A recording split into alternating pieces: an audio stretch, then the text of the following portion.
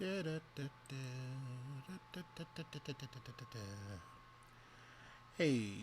this is Tony Ross.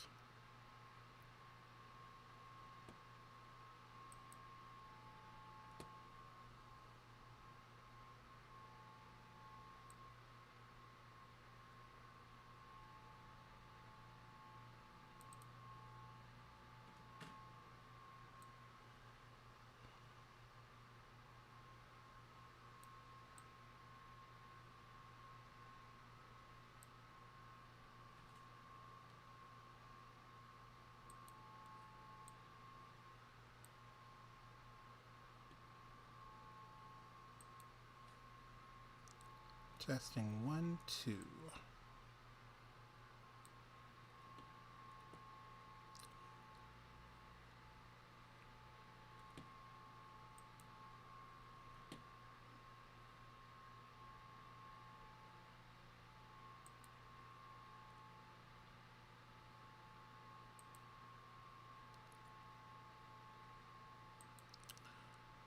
Hey, this is Tony Ross for the 2D Animation Virtual Summit, and back from lunch. So, let you all, there are a couple of questions that are going around. Will there be a list of what panelists are coming when? Yes, that actually will be getting posted tonight and also emailed out to anyone who is signed up for the summit. Is the summit free? Yes, the summit is absolutely free, 100% free. But what about next week, Tony? Do I have to pay to watch it? No, you do not have to pay it next week. Pay to watch it next week. Like, hey, thank you. No, you don't have to pay to watch it next week. It is absolutely free. It will be on a playlist. What if I miss this morning's interviews? Even starting this evening, the playlist of, hey, these are things that happened earlier today. It'll be on a YouTube playlist, so you can watch the replays that way. The only thing that may be happening, and this will probably be next week, anything like, for instance, I'll be re-uploading the summit during next week, so it doesn't have the long 15 or 30 minutes, or in case of lunch, it won't have the long hour breaks in there, so those will be edited out, but the summit itself will be there for all to see. Are we doing giveaways? Yes. Some giveaways will be announced a little bit later, but at the end of today, we're going to be giving away one annual subscription to Harmony Premium, and we're also going to be giving away an annual subscription to Storyboard Pro, and both of those come from our sponsor. Missed the first half, so I'm glad I can go back and watch it. Thank you. You're quite welcome. So as I was saying, we have those gifts from one of our sponsors, and that is Toon Boom. And shout out to Toon Boom. Love them a lot. And I would be doing a lot of Toon Boom stuff and showing it off, even if they weren't our sponsor, because I do love the software. So, like I said, we're going to be raffling that off later. So, if you have not already, definitely check out, if you go to tonyteach.com/summit, you should still be able to sign up for the newsletter. Yeah, it's a massive blessing, because this is not, and my apologies again, it's like normally the panelist list is out by now, but it's like doing this as a kind of a one-man show. I am very grateful for our sponsors that stepped in. We also we'll be hearing from them later in the week. For instance, Wackham's going to be popping through, and we'll have some other things. All right. Okie dokie. So enough about me. Let you know what we do have coming up today. We have my good friend and colleague, Mr. Mark Simon. We're getting ready to play now. And at about 2:30, Eastern Standard Time. We have the Bird Brain. We had an awesome chat, and it is so cool to actually work with her. Toon Boom sounds great. So it's basically a free license to both Harmony and Storyboard Pro you're going. Well, not together, but yes, it is. We'll do one raffle for, or we'll do one drawing for an annual license of Toon Boom Harmony Premium, and then we'll do a separate one for an annual license of Storyboard Pro. Yes. So now don't it's, give a big shout out to Toon Boom and a thank you because they were very generous and said, "How many days is your summit? Okay, here you can do this every day." And I'm like, "Thank you." So it's pretty awesome. Okie dokie. Um, Meanwhile, I'm going to jump on here because I'm taking up Mark's time. So I'm going to jump on here. But first is going to be coming up with Mark Simon. And then after that, we'll be checking out the Bird Brain and her interview.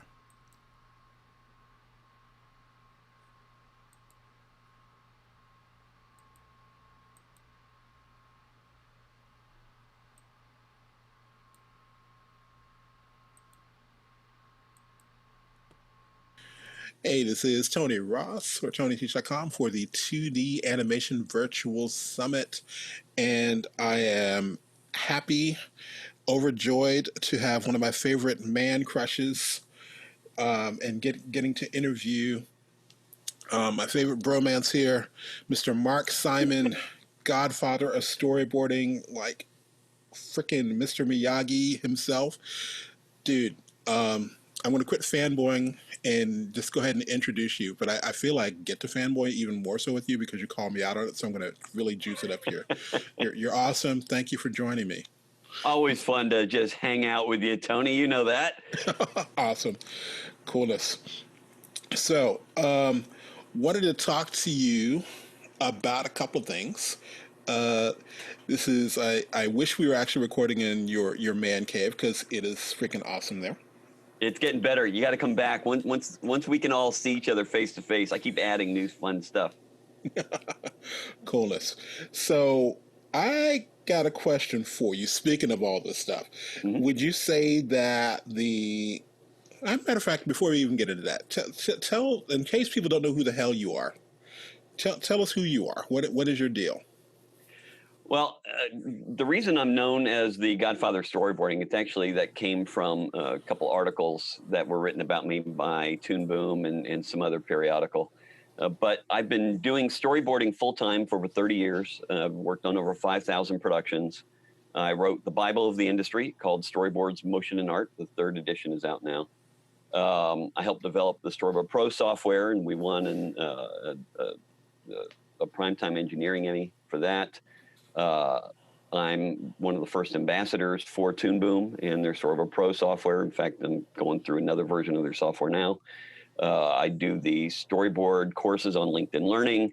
I train people. I lecture all over the world. I help studios. In fact, I've recently been working on the latest edition of Boondocks as a consultant for them on how to be more efficient in their storyboarding. So I work with studios on that as well.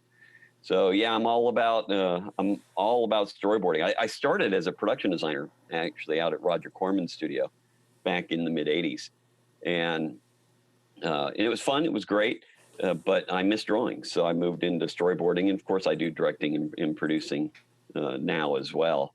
Prior to that, I owned an advertising agency. I built custom homes with my family for a while, going all the way back to when I was 12. My first gig was designing my own line of skateboards. I was a competitive skateboarder when I was 12.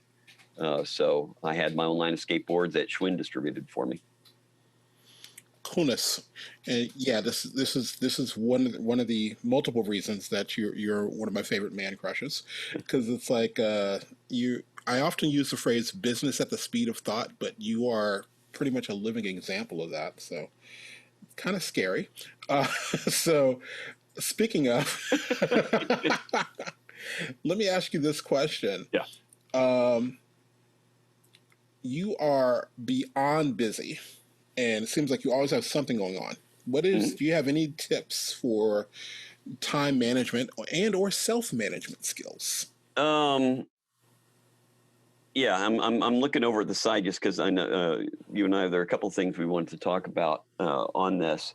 Um, yeah, I do stay really busy and I do a lot of different things. So probably the first thing is give up sleep.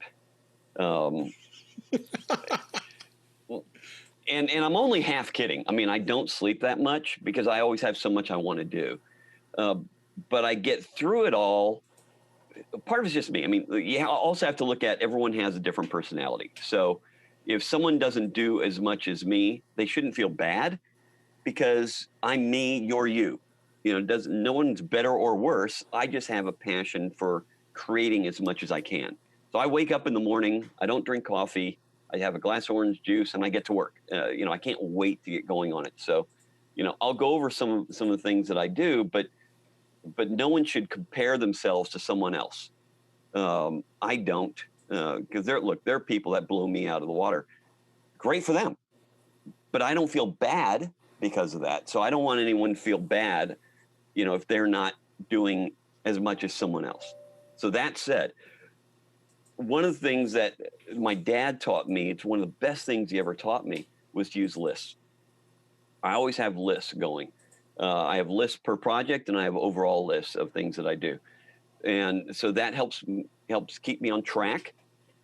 But it does something else that I didn't realize for a long time. There is an unbelievable joy of marking something off on a to-do list. It's it's a qualification. It's an achievement every time you mark something off. So rather than just putting one item on something that's really big, break that big thing into 5, 6, 7 items.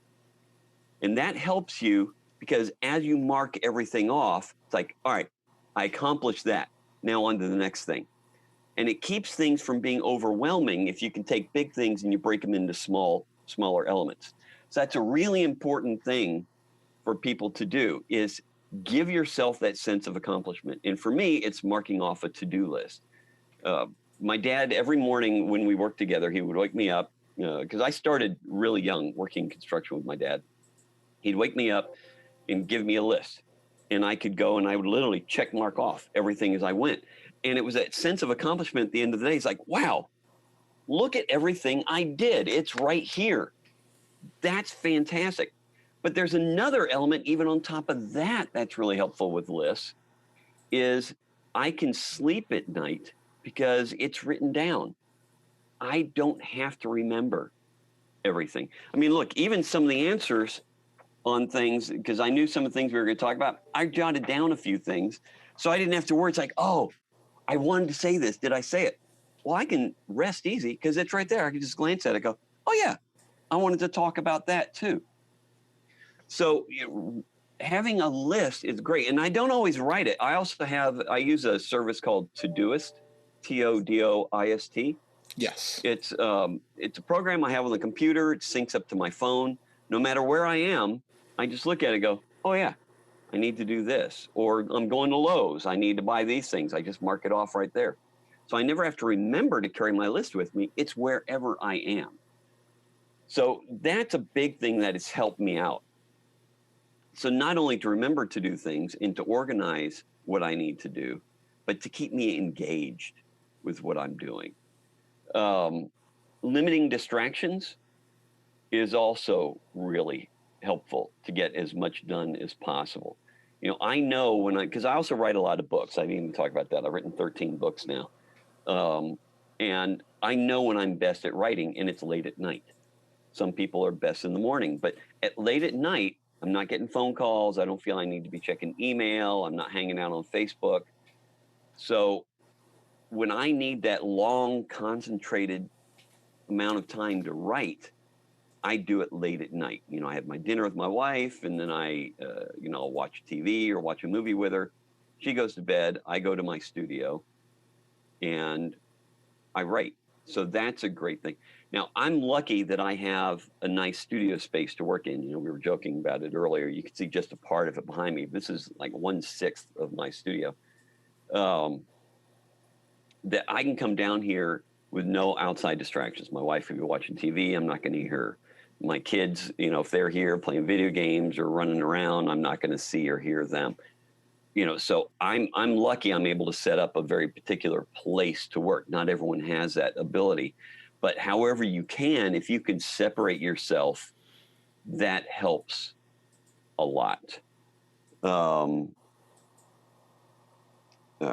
management. Oh, another thing, like, you know, we talked about, you know, storyboarding is really what I spend the bulk of my time doing. So one way to get the most done is to really understand the latest advances in hardware and software and taking advantage of it. So, you know, we talk about Storyboard Pro. I'm a huge proponent of Storyboard Pro. It saves me so much time and I get to offer more to my clients.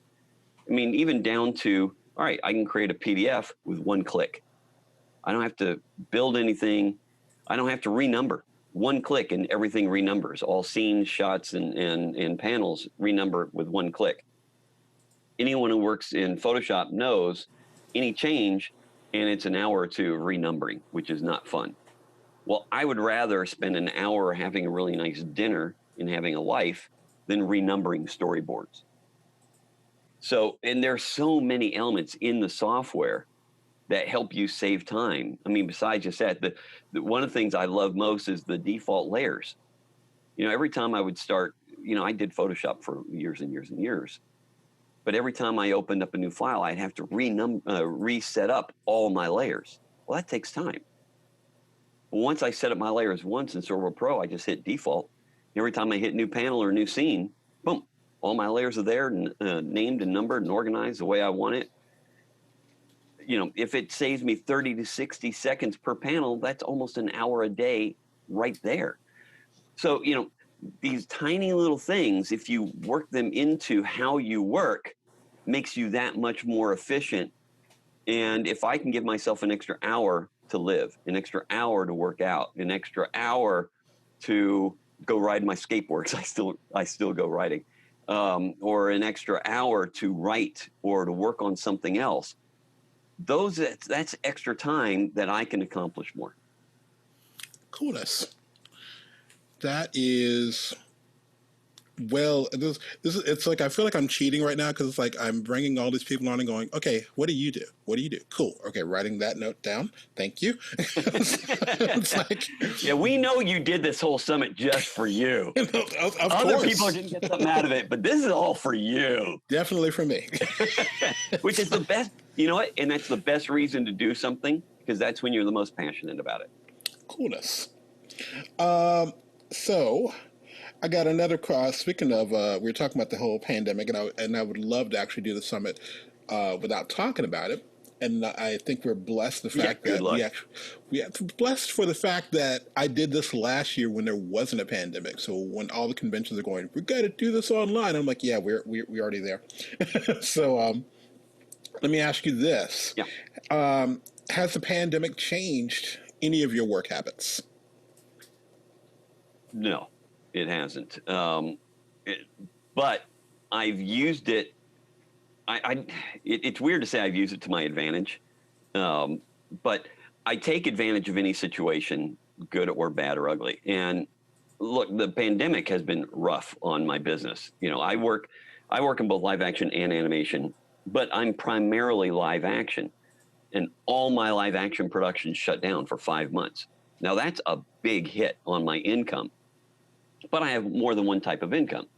You know, I still had my animation gigs, and I was directing a piece when it shut down, so that kept going. And, you know, of course, Boondocks and other things I've been working on. But I also have my books that I write, and I'm always making income on the sales of the books. I have, I do consulting with people who want to pitch their ideas, so that kept going on. And in my LinkedIn Learning, so I've been working on other courses for that. So when all my live action productions shut down, that gave me a huge amount of time.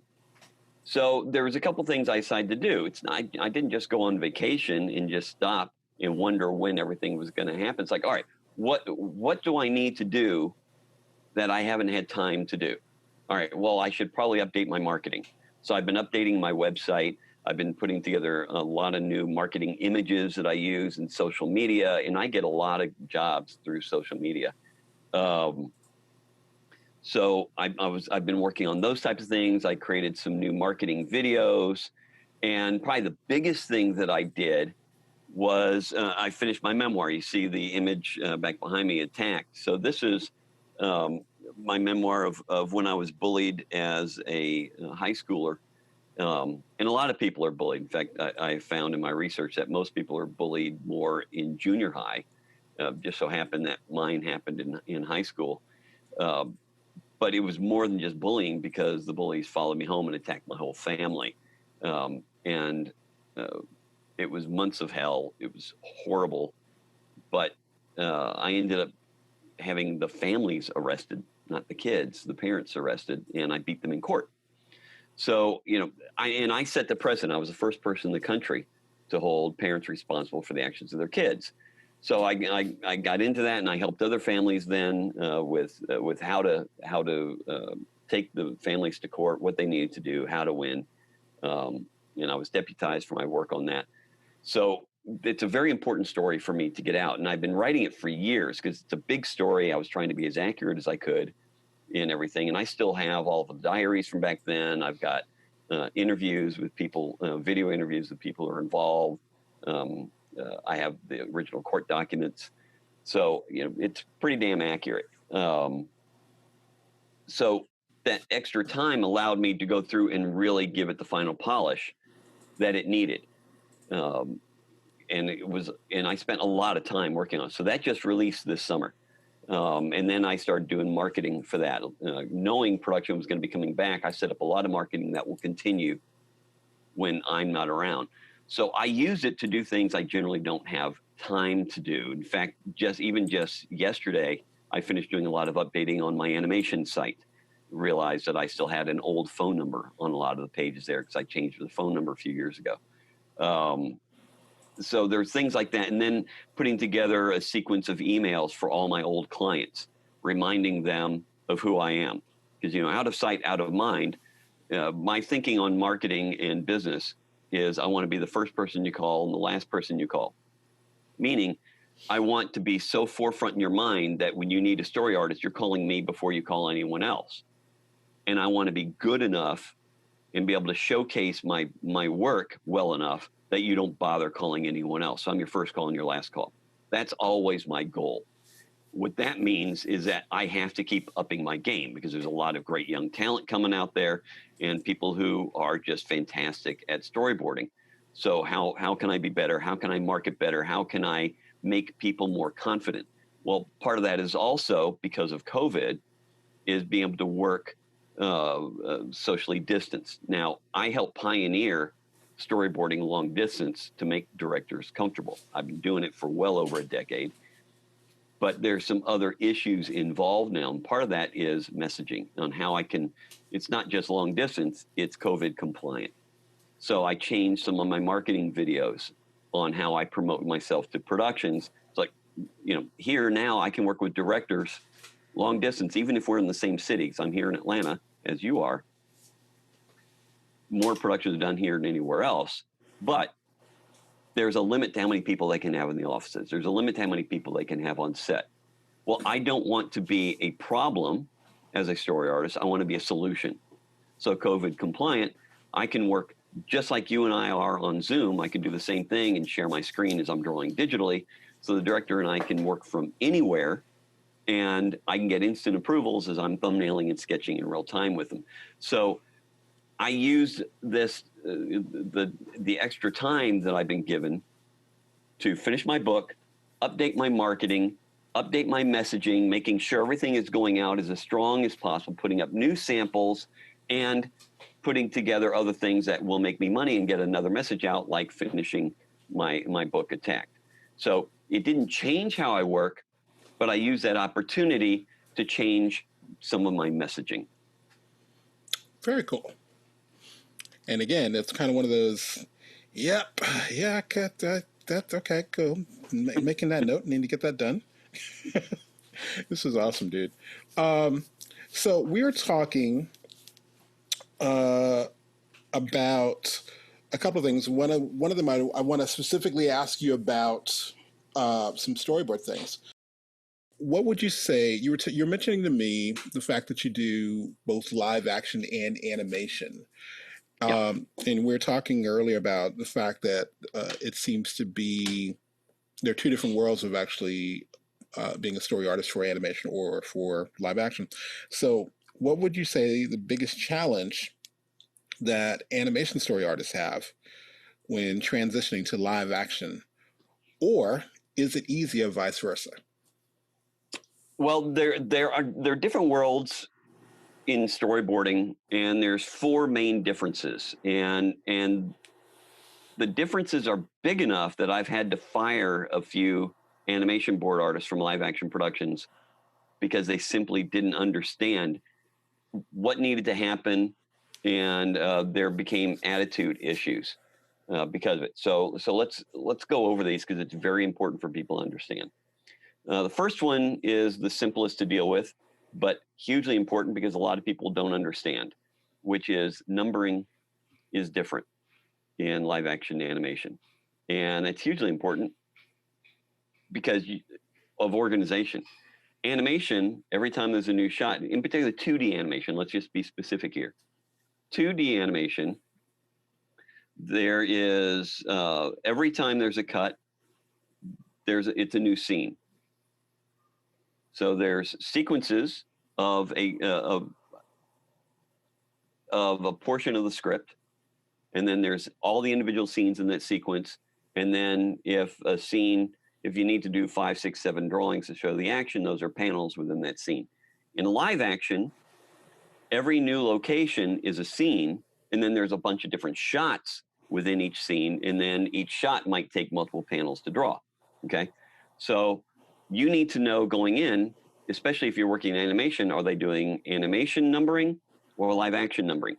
And I say that because CG often does live action numbering, but not always. Like Boondocks they use 2D animation numbering where it's all sequences and scenes. And then they do a very particular way of numbering. They number every scene by 100. So it goes 100, 200, 300. Because the animation studio in Japan that's doing the actual animation, that's the way their pipeline is set up. So you want to make sure you're working within the existing pipeline. So just ask questions. All right, so that's the easiest thing to deal with. The next harder part for animation story artists is live action directors do not want to see cartoony drawings. So if you are a cartoony artist, you're going to have a much harder time working in live action. And that's something some people just can't change. It's how you draw, okay? So live action might not be the best for you if you're a cartoony artist. The number of drawings we do also changes. So for instance, in animation, you need to draw basically almost every key. You know, how a character is moving, you're dictating all of that for the animators. Doesn't mean they won't change it. I think they should as they're animating and they can get more into character. But you're going to do 5, 10, 20 times as many drawings in animation than we're going to do in live action. Because in live action, we're not telling the actors how to act. We're going to show the action. And yeah, obviously, if they're sad or angry, we're going to show that. But we're not showing the changes in expression in every single body move. All right. In fact, in particular in live action TV productions, they only want more than one drawing per shot. The reason is they take my drawings, my storyboard art, and they blow it up, they put it up on big piece of foam core on the set, and they literally mark it off as they go through. And they profiled that, like I'm on the Talking Dead, after The Walking Dead, you know, the talk show. I've been on that a number of times. And they'll actually even put up video or stills of my storyboards on set with the director going through and marking them all off. So if I do 5 drawings for one shot, that looks, when they look it up, it's like, oh, we've got a lot more to do than we think. Well, no, they just need that one shot. So directors will often say, I just want to know what shot we need to do. You don't need to show me everything happening in it. And the producers are going to think that I'm trying to do too much. So limit it down to one. And some story artists, in particular animation board artists, who are used to doing every key, have a hard time understanding. So the needs of production are completely different in storyboarding as far as the need of how many drawings to do. Now, there are times that you have to do more than one drawing because so much action is happening, things coming and going, it's before the explosion, after the explosion, things like that. All right, we understand that, but you want to keep it down to a minimum. And all that said, none of that is nearly as important as the fourth difference in live action versus animation storyboarding.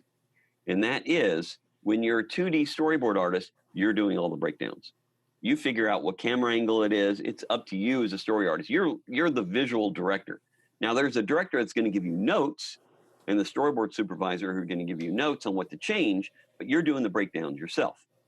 That's not the way it works in live action. In live action, the director knows their shots. They have a shot list. So what I have seen, and it's actually most story artists screw this up, live action or animation. Few seem to really understand that our job in live action is to illustrate the director's vision. If you don't get that, the boards are not going to work. And the directors may not even tell you how frustrated they are and how they're not going to use your storyboards. But because I get the director's vision, directors constantly are telling me about how they worked with other story artists and how they thought that the storyboards are a waste of their time. I hear this every other director I work with. They tell me, oh, I'm being forced to do this. I don't really find a big use for storyboards until they work with me. And then they're like, oh, okay, yeah, this is beneficial. And it's because they weren't seeing their vision before. So you have to understand your position as a story artist in live action. We have to get into that director's head and get their vision down. So that's why I work with them and I thumbnail as we're talking. I don't take notes and go away and then come back and have them look at it, because all I'm going to do is redraw everything. So I'm skipping 2 or 3 steps by going over it with them, and I literally thumbnail in real time as we're talking. I get approvals on every shot as we're going. So the director feels that they're being listened to. They're getting exactly what they want. It's more efficient. They're going to be able to use it more on set, and it helps the entire production that much more. So it takes less time, costs production less, and it's more efficient and more accurate. I've had to fire artists where they were arguing with the director. It's like, why are they making me make all these changes? And my response is, because you're not doing your job. You're not getting their vision down. Stop arguing. You're not the visual director. They are. You're a tool, an important tool to get it down. Now, that said, I'm not just a hand. I understand directing in action, in editing, in stunts, and humor. So I'll help them. It's like, well, what if we put the camera over here? I will work with the director to make it better as often as possible. But I'm not the final decision maker. And the directors, usually, if they're really seasoned, they do know exactly what the best shots are. So I'm actually learning from them. I become better with every director I work with because I listen. So that's one of the biggest differences. And that's where so many story artists fail, is because they think that they're in charge of a live action storyboard, and you're not. The director is, and the director gives final approval. So learn how to read their shot list. Learn how to work off of overhead plot plans so you can see where, and help them figure out where to put the cameras. Learn how to get in their heads. I mean, I have every trick in the book. I use these action figures all the time, and I'll pose them out. Or I'll go walk a location with the director, at least back in the days when we could be face to face with people. We'd be out there and we would act it out. I would take reference photos. I would take reference videos. We'd watch things together. Like on one of the episodes of The Walking Dead last season, season 10, Greg Nicotero wanted this one giant battle sequence that was early. It's already aired. It was earlier in the season, to be like a war zone with a lot of foreground action and just things happening constantly. And he said, I want it to be a lot like, what was that Spielberg war movie? Saving Private Ryan? Yeah, thank you. Saving Private Ryan. So we watched that big opening sequence of storming Normandy or D-Day on the beach. So it wasn't Normandy, but it was storming the beach, and how it was shot. And there were very specific shots. Oh, I like this and I like that. And so we would go through that so I could get into his head. So whatever you can do to get into that director's head makes you better. I study my directors. So when I know, because every episode in a TV series has a different director. So when I know who I'm going to be working with, I go through and I find recent productions they've directed, so I understand how they like to do their close-ups. Because a close-up is kind of what you're seeing right now, right? Top part of the chest and shoulders and a little bit of headroom. But some directors like to cut off right below the chin. Some directors like to cut off the forehead. So understand by watching the other things how that director likes things, because again, your job is to illustrate their vision. Some directors like to have balance where a character is off on one side. Others want them dead center. Some like a stationary camera. Some like the camera to be floating around.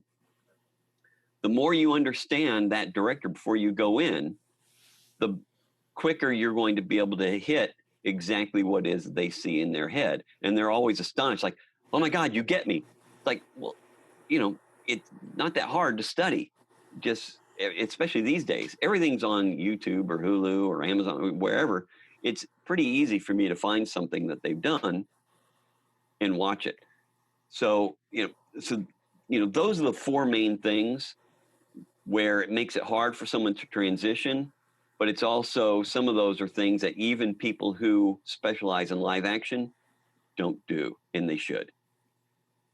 Coolness. Do you think it's easier to for live action people to go to animation, or do you just think it's... No, because there's another issue with animation, and particularly 2D.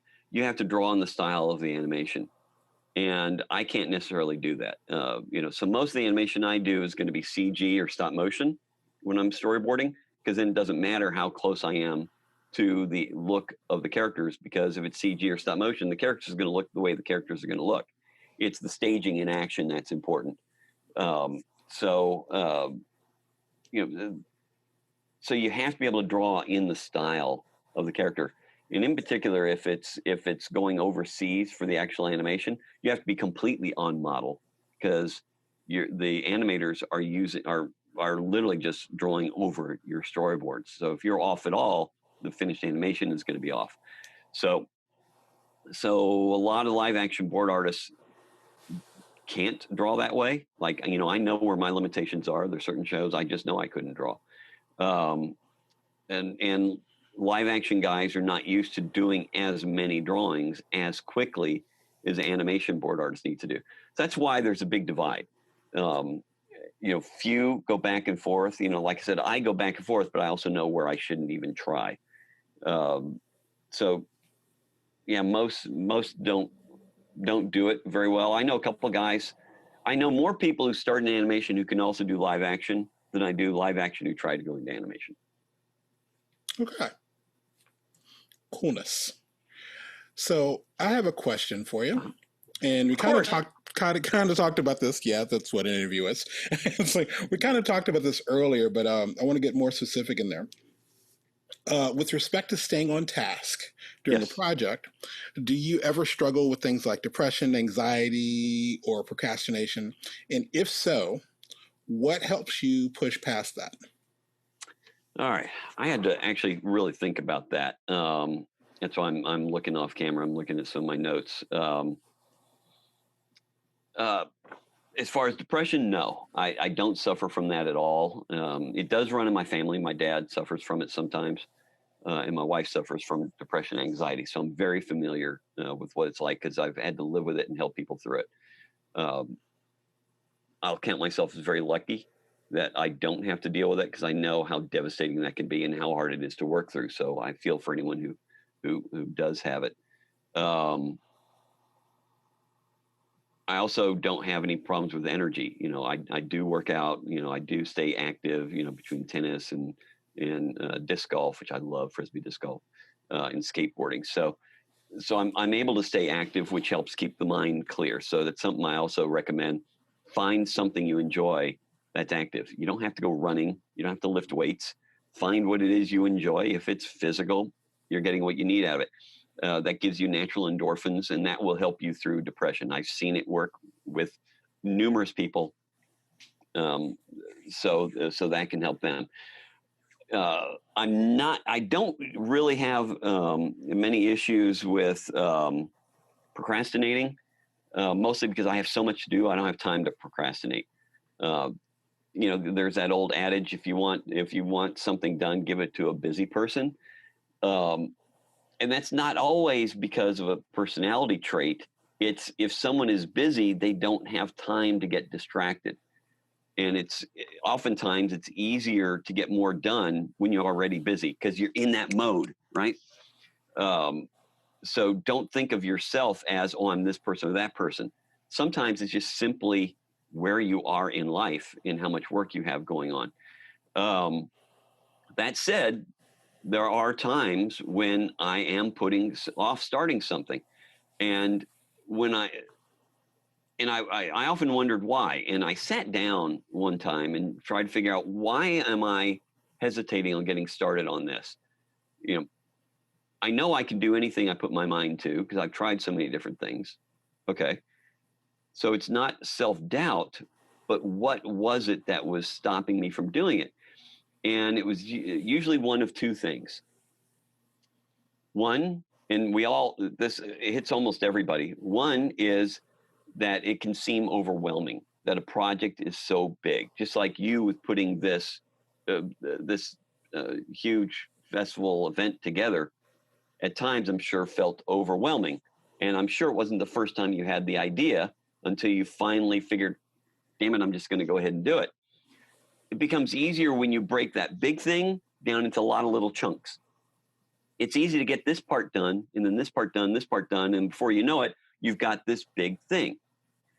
So it kind of goes back to when I was talking about lists. Take that one item and break it into a lot of tiny items, and then all of a sudden it doesn't feel overwhelming, and it's a lot easier to go, well, I can get that done now. I've got a few minutes, I can get this done now. Rather than feeling, well, I have to dedicate 2 days. No, you don't. You can dedicate smaller amounts of time if you break it up. And part of that's organization. And organizing something into smaller elements is more beneficial than just that. It's also so that you don't forget things. So break bigger things into smaller things that helps you get started. The other thing was, there were times, because I push myself and I try things I'm not familiar with. And if I can't see the entire thing in my head, I tend to put it off. And that's what the big realization was for me when I sat down and thought, why am I been putting off? And I remember in particular, when I did when I produced the course for LinkedIn Learning on using Character Animator, the Adobe animation software, which I find absolutely fascinating, I kept putting off getting started. Why? Because I didn't use the software. I didn't know it in and out. I understood how it worked, but I didn't know every aspect of it. So I had to dive in and start using it. And once I understood it and I could see everything in my head, then it became a lot easier. So even I joke around about what all the things I have in my studio, because I've got a lot of really cool things set up here. If I realize that I keep putting off building something here, it's because I can't see the design in my head. So once I can find either an example of something or work it out, then I can get into it. So for me, I have to visualize. And this goes all the way back to my days competing in skateboarding. For me to be able to do a stunt, because I was a freestyle skateboarder. I wasn't a pool rider. I was a freestyle. Basically, I was a gymnast on a skateboard. That's how I looked at it, because I did a lot of stunts on my hands. You know, I would jump between boards, and I would do all sorts of big physical things. But I could only do it if I could visualize it. So I would, you know, some people call it meditation, or, you know, what, it doesn't matter what you call it, is if you can see it, you can do it. So when I'm not doing something, it's generally because I can't see it in my mind. And then it becomes easier. So, you know, luckily I don't have outside things, you know, like depression or anxiety that pull me away. But you know, everyone has their something. Limiting things that are distractions help a lot from that. You know, like turn off Facebook. Don't have it sitting there beeping at you. Don't have your phone update and let you know every time you get a Facebook message. Like I don't have my phone beep every time I get a new email. We're always getting emails. You know, whenever you look, they're going to be there. You don't need to be notified, right? So I don't have, I try to limit any type of outside messaging coming in, because I'm going to look at it when I have time, like, you know, going to lunch, coming back from lunch, I'm going to look at my email. And I check it relatively often, but I don't need to know that in 10 seconds I get another message. That's just a distraction that draws my mind away from what I'm working on. You need to concentrate, even if it's a short period of times. The more you can concentrate on one thing, the more effective you're going to be on it. That is definitely awesome and definitely needed. Thank you. Like yeah, that was good. I love your responses. This is great. I'm sitting up here. You're saying stuff, and I was gonna wait to say this off so I didn't have to edit it out. But let me be honest. I'm sitting up here getting choked up as you're actually talking about stuff, because it's stuff that has been on my mind lately about, like, I don't even think I can actually see myself in this particular thing. And you're going, yeah, you need to visualize it. I'm like, okay, man, I got it. So well, you know, like, some people do vision boards. Yes. Right.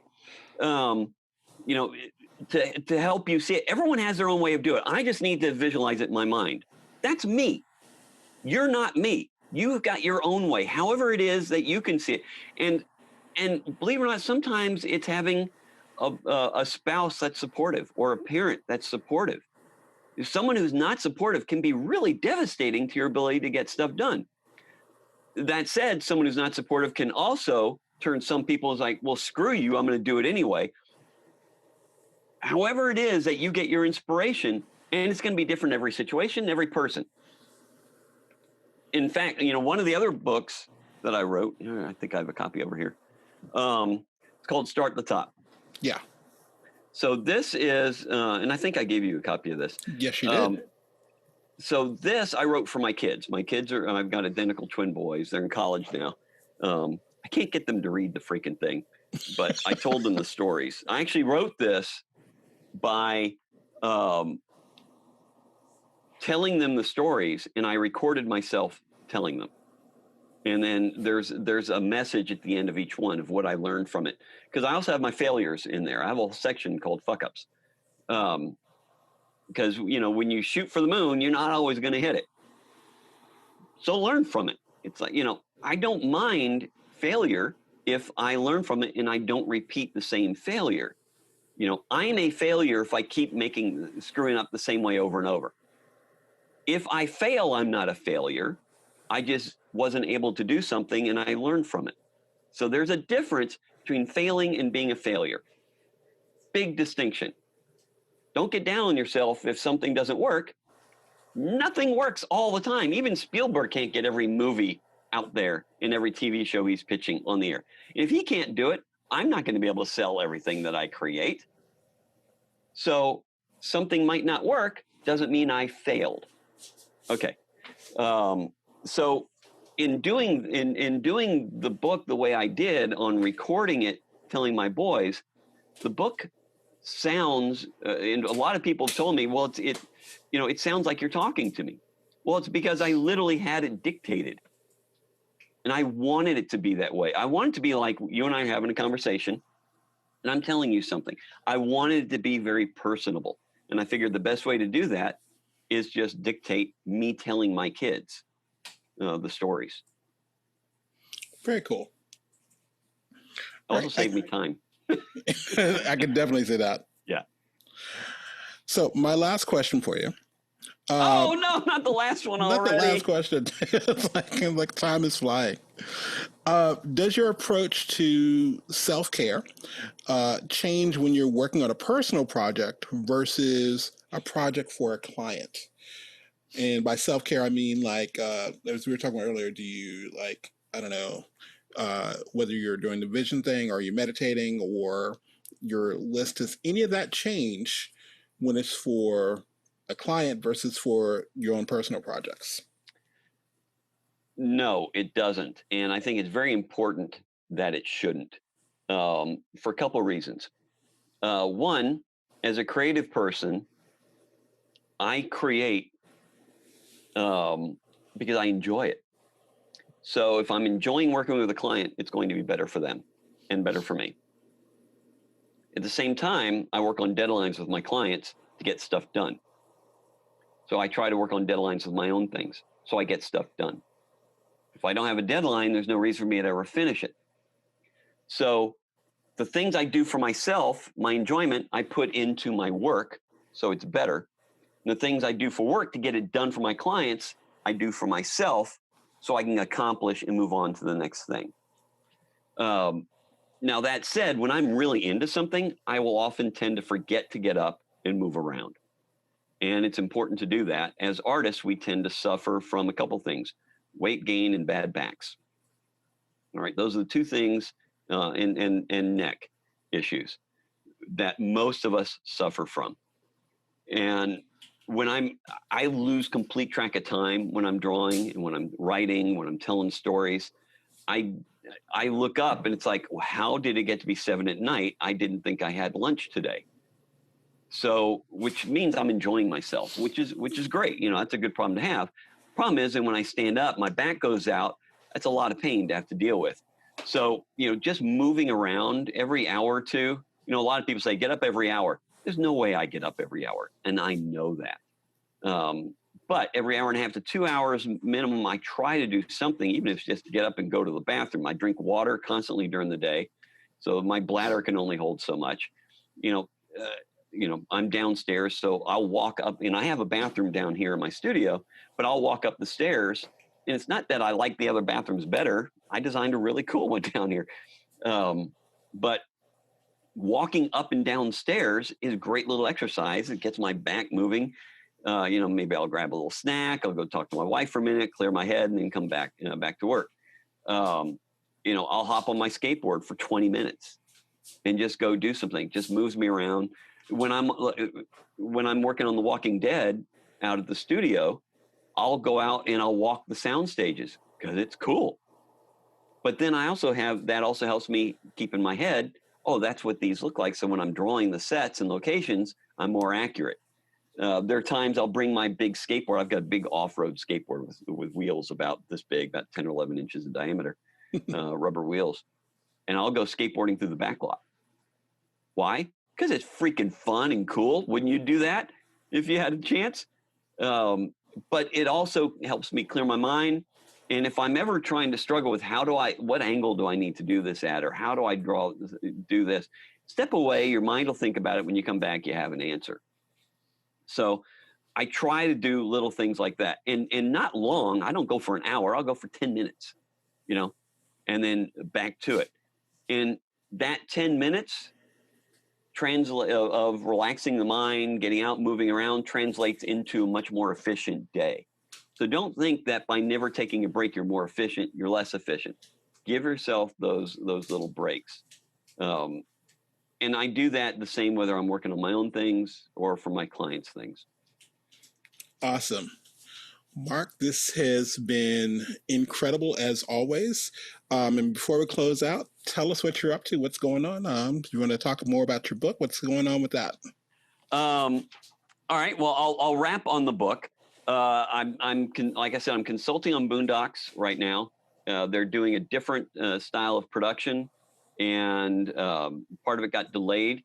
So they wanted to be as efficient as possible. They brought me as the efficiency expert on pre-production for storyboarding on how to make everything as efficient as possible. So I completely revised the process, and right now we're just getting the story artists going and trying to get them to work in Storyboard Pro in the process the way I have things set up, including for the associate producers on how to track everything. I have my own tracking system for story artists that the producers had never seen anything like that, and it just makes everything more efficient.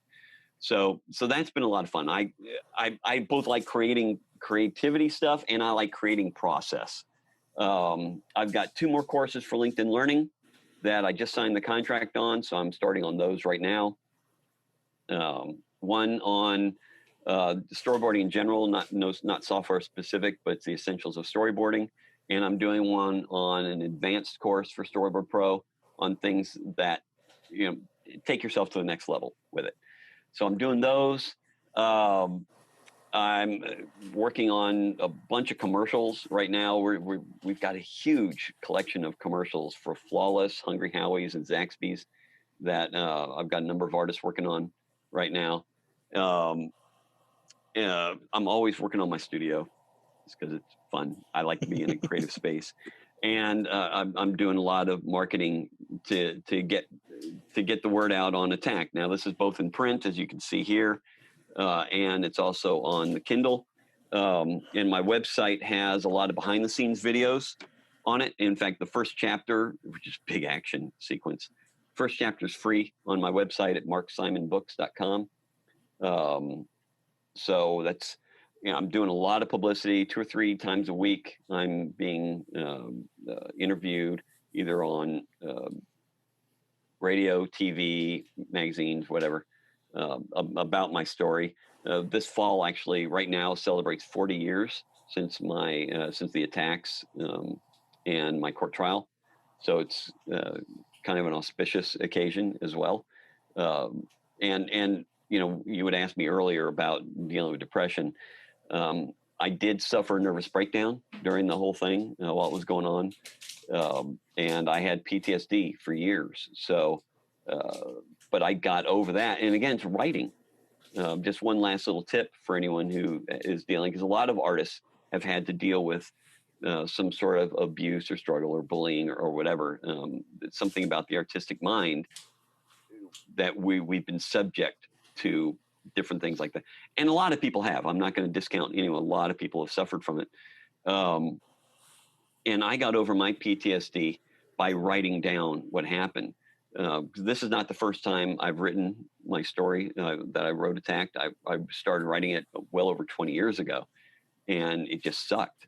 But I just wasn't a good enough writer at the time. But writing it down allowed my mind to release it. So the first time I wrote it, by the time I wrote the end, my body had flushed everything because it was there in writing. I didn't have to remember anything. I slept like a baby from then on. I stopped having nightmares, and I no longer felt like I had to look over my shoulder anymore. It was a catharsis that I didn't expect, and it was instantaneous. I mean, it was absolutely unbelievable. So I've been working with some other survivors of abuse and assault who to try to explain to them and help them through the process of writing. And sometimes it's not easy. I mean, I found that the more I put down inner feelings, the more personal it was, the more release I got from it. Don't try to lie to yourself. And my book, Attacked, you will be in my mind. I mean, my failures and foibles are in there. I was a smart ass. Some of it came on because of the way I dealt with things. I understand that. doesn't justify what they did to me and my family. But I lay all that out there. I want everyone to see it, and I want everyone to understand how hard it was on me. I didn't just come in Joe Blow and go, hey, you know, I'm going to beat these guys. No, I was scared for my freaking life. So the more honest you can be on writing stuff down, the more you can help your mind and your body release whatever it is you're holding on to. And I hope everyone can have as happy and creative life as I've luckily been able to have, even with some of the things that have happened to me. To me, it's just a good story now. I love what I do. I know, Tony, you love what you do, and I hope everyone gets the opportunity to live the life of being creative and having fun. Awesome. Well, Mark, thank you again. This has been Tony Ross for the 2D Animation Virtual Summit with Mark Simon, and signing off.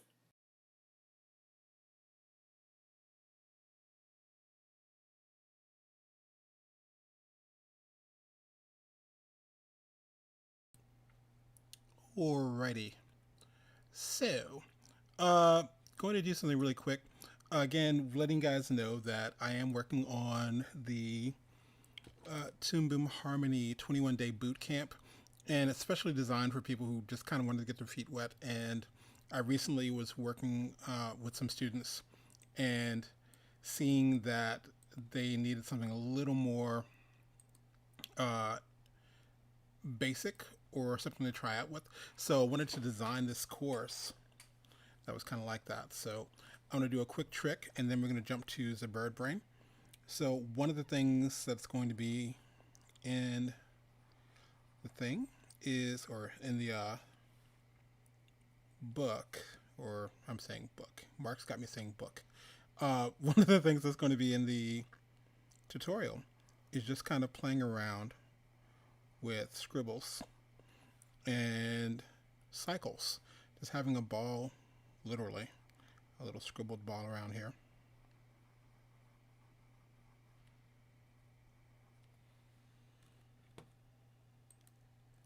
All right.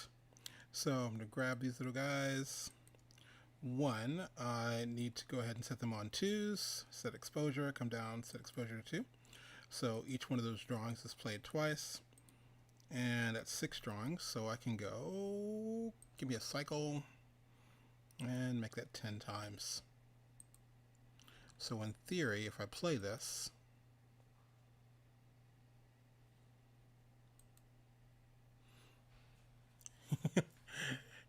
yeah, Logan, I know, right? So yeah, it's kind of crazy. I think, and the craziest thing about this is one day I think with almost all the panelists, you guys are hearing about 45 minutes or sometimes an hour of us chatting, but in some cases it goes on longer than that. Actually, when you guys hear Ollie's interview later, we had to redo the entire interview because Ollie and I just were talking for like 2 hours, and I was like, oh, I'm supposed to be interviewing you. So it's like, so that's, I kind of try to keep things very conversational. So, and special shout out and thank you to all of my panelists for one, joining me, taking the time out of their schedule, and humoring me with all of this and sharing with me so much. So, without that being said, words. So let me quit rambling. I'm going to pull up Mr. Bird Brain, and I really enjoy. I think between they're two. I would dare argue. No, there's more than 2. There's technically Onion Skin. Shout out to Onion Skin. Onion Skin, the Bird Brain, and definitely Ollie. A lot of these people have their animated avatars, and I love the fact that you all pull off these avatars and educate people at the same time. Coolness. So what I want to do is, let me get to my software. By the way, if anyone's ever interested in how the hell this whole thing is put together, what software I'm using, yada, yada, yada, and suggestions I will give, I'll probably post that later. Just let me know. So I'm going to go find a file. Miss Lady Ma'am. All right. And without further ado, here's the bread brain.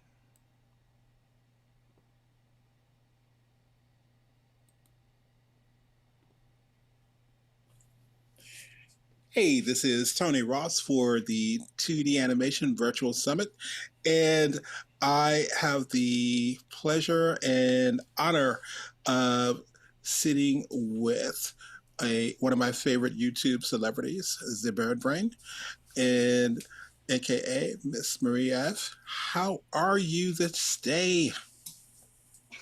YouTube celebrities? Well, you are, and in case no one's told you, you are. At least in our community, at least in our animation and Toon Boom community. Yes, you definitely are. Well, thank you. I'm doing great. I guess overworked like everybody is, but yeah, I'm doing super great. And welcome. I mean, thank you for welcoming me on your how do we say, online festival or something? It's like an what do we call these nowadays? It's so weird. Well, here's a fun thing. This is the second year we've done this, and I did this last year in 2019 as of course the virtual summit, because I said, yeah, everyone always has these festivals, but what if you can't get to the festival? What if you can't afford to go to the festival? And so doing that last year, and now this year, of course, everyone's having to do them online, and I'm going, yeah, we're already doing that. So it kind of works out. Sure, sir. But yeah, so this summit it's a really nice idea, and I'm always up for some free learning gigs. So I'm really happy that you thought of me. Thanks. Oh, definitely. It's like I said, I remember when I first came across your channel, it was like kind of like you as well as Ali Putland. It was like I both love and hate you guys, and I'll explain why. To do a tutorial, to know what you're doing is massive. And then you all know what you're doing well enough to go, yeah, I'm just gonna do it via a little cartoon and these little explanations and having fun with it. And I'm going like, I hate you. That is brilliant. And you do it so well. So wanted to share that with you. So if you hear me saying that I hate you, it's because I am in love, in awe with what you guys do, and it's just really nice. Oh, thank you. You're welcome. Okay. Love in the world. So are you using a Cintiq, or are you working with just a tablet or something? Okay, so I'm a princess, and I work on a Cintiq. When I was a kid, though, when I was a kid, I think I was like 13 years old or something, I discovered that tablets were a thing. I was like, oh my God, that's how people do. They don't draw with the mouse. Because I tried to draw with the mouse all my childhood in paint and stuff. And my parents got me this cute bamboo, which was kind of a big deal back then. It was a bamboo. Yes. And it was the biggest deal of my whole life. I had it until I was in animation school, second year, I think, or third year animation school. I had my bamboo fan with a little wire and many stylus, because I kept using them. So I have a bunch. And and I got that for like until I was 18 or 19 years old. So like a good like 6-8 years. And then Cintiq came out. It was like, oh, you can draw on the screen. And I lost my mind. And then I got this the first Cintiq that came out. Like, we were lucky. We found a store that was like calling for bankruptcy or something. So they were selling things really cheaply. So my parents, to celebrate the fact that I was in my final year of animation school, they were like, yeah, we're gonna buy you that. I'm like, what? It was like a Christmas birthday present. Mm-hmm. And I got this one, and then I kept it for so many years, and now I got a bigger one. So that's the fun thing of, like, do you work with the smaller ones? Like, are you drawing with your hand more, or hand and wrist more? Or are you drawing with your full arm? So yeah, the thing is, even if I like the reason why I was saying that is that even if I got like the bamboo for like 10 years or the intros, I can't draw good with the non-screen tablet. Like it's not possible. It's really hard. Like I can, but it's really hard. So I tend not to. So if I'm not at my home or if I'm not on my desk, like working on my Cintiq, what I do is I draw in my notebook. I draw a lot of a traditional art in my little book with my markers and stuff. Yeah, so my motto is like, if I'm not home drawing on my Cintiq, I'm not gonna be in pain with an intro. So I'm just gonna draw on paper, because drawing on paper is nice. It gives you more confidence. It makes you waste more time. So instead of doing like this, right. I'm just gonna draw that body and have like faith in my wrist movement. So. Very cool. I am definitely loving that. So tell me a little bit about the bird brain. How did that come about or come to be? Came to be, I think I was talking with Onion Skin, the other YouTuber. Yes. And I don't know how, but we kind of became friends at one point. And I was like, well, your videos are so cool and blah, blah, blah. I used to watch your stuff when I was a kid. Not a kid, but like when I was in animation school. And it was like, stop. I'm not that old. I was like, come on. And then he was like, well, you know Harmony so well. You should go to YouTube. And I was like, I was kind of thinking about it, but, it's a lot of stuff and I don't know how, and then blah, blah, blah. And he kind of like pushed me to do a video. And then I was like, okay, but if I go back to YouTube, you have to remove the dust on your old smelly channel and actually come back too. I was like, okay. So he came back as well. So we kind of motivate ourselves to release like one video a week together. So I think that's how it came to be. Like I knew I wanted to have something that I could do myself, because I love to do projects, but that we'll talk about it later, I think, in another question that you have. But the hardest thing when you're an animator is that you have projects that you want to do, but sometimes you cannot do them alone. So you have to rely on other people. And I've been relying on other people for a long time. And each time I end up being the only one pushing the machine to get it working. And I got super annoyed. So I was like, YouTube is the one thing I can do alone. So I ditched every other project I was soloing, because the other team dropped out, and I went to YouTube. Coolness. Now, I'm going to cut in here because I saw you do this. I was watching one of your streams, and so I saw you do this technique, and this is the one cool thing about watching other Toon Boom people, because you see them do something, you're like, wait, what did you just do? So if you could share with me how you would, yes, that you know exactly what I'm talking about. How you're having those little sections that are like, one, automatically closing, and then two, doing an autofill. How are you pulling that off? This has to be one of my favorite features of Harmony 20. And it's always funny because whenever we have like a new software, a new version of Harmony or Storyboard, it comes with massive improvement and stuff. But like most of the time, my favorite stuff is like the most, not simple, but yeah, simple of stuff. And so in Harmony 20, you have a thing that is called autofill, which is basically what the pencil had forever. Oops, like that. That thing. Right. But now the brush has it as well. So you can make a shape, and if it's closed, it's going to be colored automatically. And the shortcut to close a shape is Control. So if you mix that together, you can get crazy fast and make like cool FX animation. I use it for FX a lot. So you're basically holding down Control, and I'm guessing that's Command on Mac? Yeah, so you draw, and as you press Control or Command, you will try to close it. If you release, it won't. But yeah. Ooh, that was nice. That was nice. That was actually kind of cool. Yeah, I did that. Okay. whatever. But yeah, so like that and control.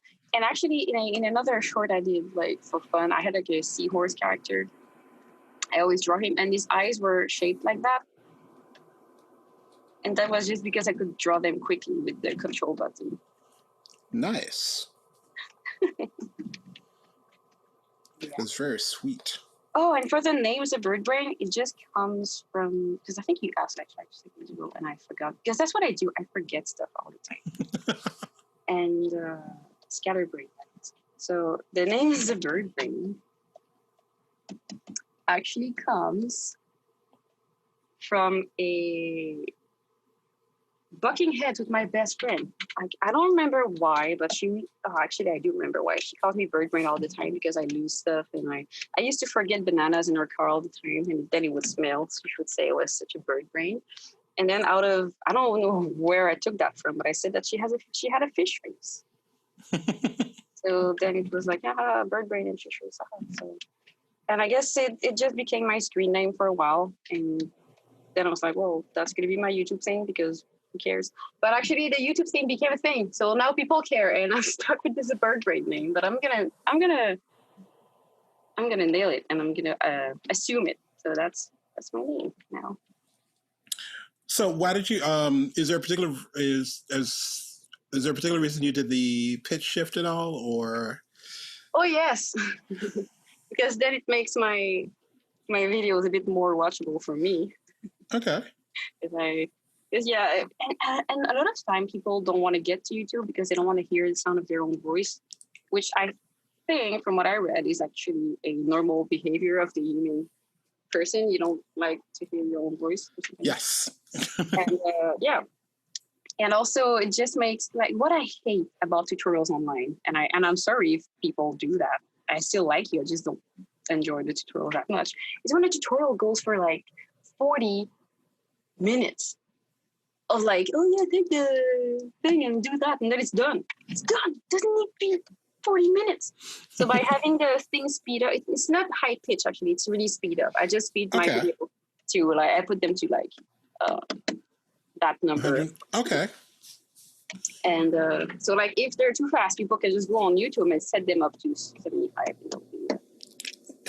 But the reason I do that is it just makes the video quicker, and it makes editing a whole lot easier because I can cut my footage and it blends in more because it's high pitched than if it was my real voice.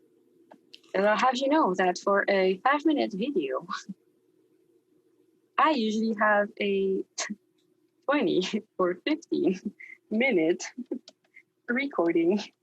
I do lots of editing in those and to make them as close to the point as possible in 5 minutes. Nice. That is really good to hear. I was like, so I'm sitting here going, I wonder what is she doing? But it's like, that is so cool. You've just given us this nice little recipe, and not just that it's there just to sound cool. Or like, I'm like, yeah, I'm thinking, and part of it is because I was thinking, hate it. Huh? It doesn't sound cool because apparently a lot of people hate it. I get hate for that, but you know what? I mean, if they don't like it, there's other YouTube channels to study from. Thank you so much for that. Because yeah, I think everyone likes to go. Everyone likes to have their opinion, and I know for me, I hate when I get it's like, oh, someone says someone's commented. I'm like, and I almost feel a sense of dread. I'm like, do I want to read this comment? And sometimes it's like, thank you so much for this. I've been looking for this for years, and then someone else will go in, and the famous thing for me is they'll go in and go, they'll put a time marker going, as if I'm like, Tony's blabbing too much at the beginning. 3:45, you're welcome. And I'm like, thank you. It's like, and for me, a lot of times when I do see those complaints, I almost always go, I click on their name to go, okay, do they have a tutorial channel? Yeah, that's the thing. Are they doing anything? Because hey, maybe I can learn something, and almost inevitably, they don't. Not only are they not doing tutorials, they have nothing really that they've posted. I'm going, okay. Good luck to you when you start doing this, because everybody is a critic. And it's like, sometimes it's worth hearing. Sometimes it's like, I really didn't need to hear that today. Shut up. Yeah, that's the thing.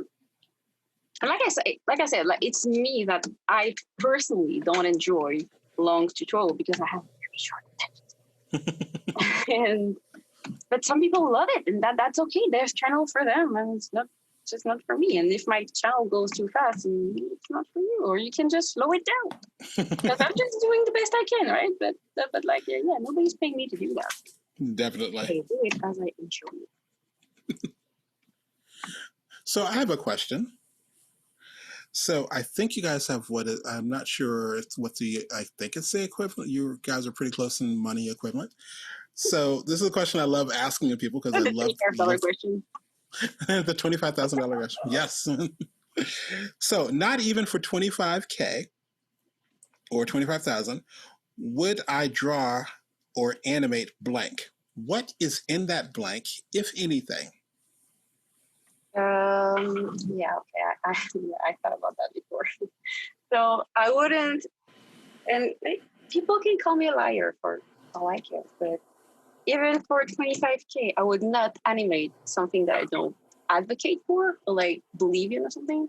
Like I would never like animate and add like promoting that eating bacon is good for you or like healthy for you or something. Or like, you know, these ads that say like, oh yeah, you need your skin needs to be paler for you to have actual worth in the world, or like you have to be thin to be important. I couldn't bring myself to animate something like that because it just hurts the universe as a whole.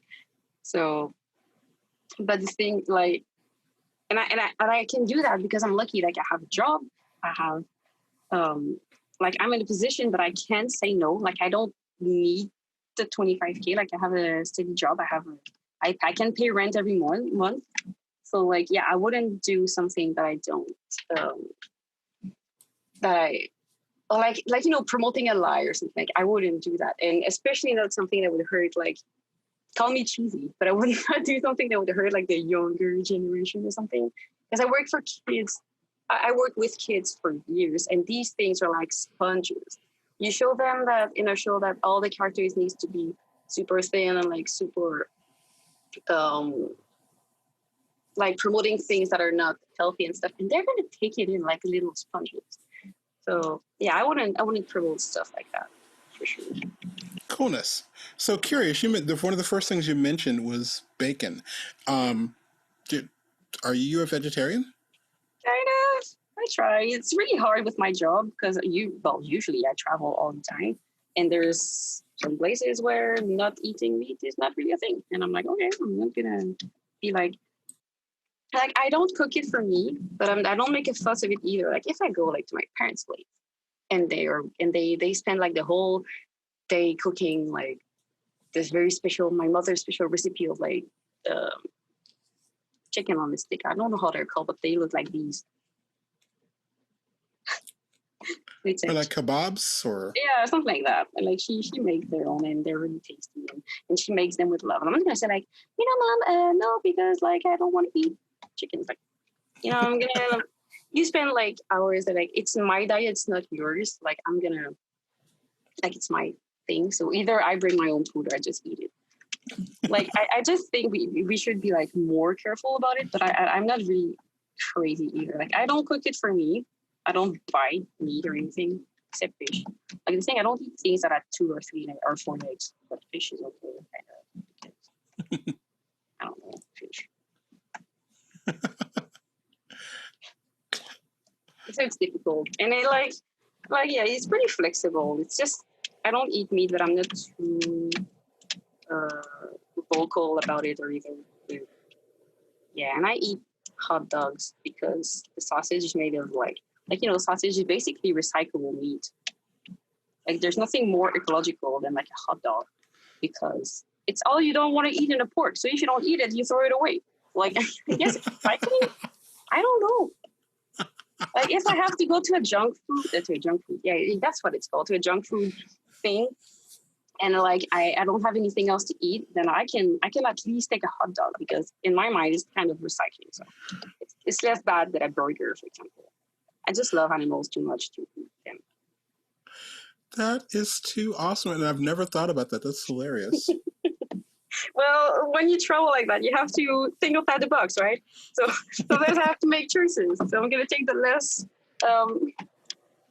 hurtful choice. Anyway, sorry, we diverged. That's what my brain does a lot.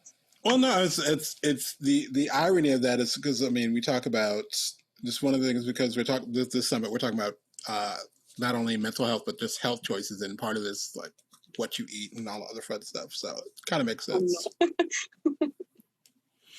All right. So everyone has always talked about the book that changed their life or had a profound effect on them. What animation did that for you? Lots of animation. Animation as a whole, actually. But yeah, a couple of animations did. And most recently, I think it would be the Starlight Brigade animated video by Knights of the Light Table. It's amazing. It's gorgeous. And I saw it at a time when I, like I said earlier, like I was working on a project, like a game project, and I was always restarting it because I was losing the dev team, and an artist can only do so much for a game project. So it was like, I can't do this alone, and it was just hard as a whole to know if people could do stuff in a team and stuff. But like Starlight Brigade came out, it looked gorgeous. It was made by a handful of people online. Like there's no studio, it's just Discord. And I was like, wow, these people were able to find minds alike that are not in their close, that are not close by. Like you can expand to the whole world. And then I was just happy because I was like, well, these people can do work online, and that was very inspiring. So, and then we became friends, and that's great. But so that was a big one. That is most recent, because it's just motivating to know that you have minds that think alike around the world. And when I was a kid, though, because I also have to be cheesy about it. When I was a kid, I was 8 or 7 on Newgrounds. Don't ask me what I was doing there. I had a big brother. And he introduced me to Newgrounds at like 7 or 8. And I used to watch Igor Raptor's, Emin Hansen's animation nonstop. I would just, because when you're a kid, you can draw from life. Like you can draw mommy's mug or something. And then she's like, wow, you drew my mug. It's so cute. Wow. I'm sure. Yeah, I love mug. Then like cartoons is so hard to do. Like I think kids, we can draw from life because that's what we understand. But like breaking the shapes and making funny cartoons was so hard. It was break my brain. And then I saw this guy making the most hilarious drawing ever. Like he drew a solid snake as a pile of like ashes. And I still remember that drawing to this day. It's so funny. Now I wanted to do the same. So I would trace this drawing in front of my computer screen all the time. So yeah, I think that guy got me into animation. That guy, and there was also like Weeble stuff or something. Yes. This guy, like Weeble, is amazing. Like I was inspired by that. There was Igor Raptor, and a lot of the Newgrounds precursor animators. They all. I was like, if they can do it, I can do it, and I couldn't, but now I can. I was 7 or 8. That is hilarious to think that. I mean, how cool! I'm thinking, how cool is that?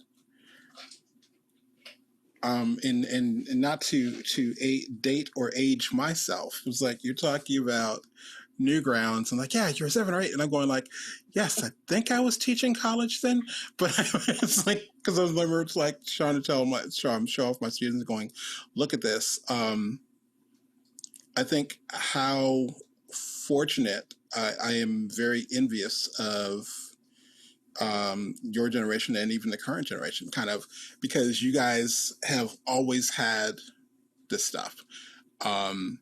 Whereas I was like in my, I want to say, no, I think I was actually in my 30s, in talking to my class and going, hey, there's this new thing called YouTube. You can put out your own stuff there. So YouTube like, came out later than I thought. It came out when I was in like high school or something. It came out so late. oh, okay. That's like, oh, that's right. Yeah. It's like, but even then it's like because like, for instance, when I think video games, I think like video games when I was a kid was Pong, and like there was the old Atari systems and very, very much 8-bit things. Like they barely had one color, and this seeing what stuff has actually come out of that. And it's kind of a good thing, I think, but I wonder, is it like that thing of like every generation is going, yeah, your generation, you don't know anything because if I had this when I was just, that kind of thing.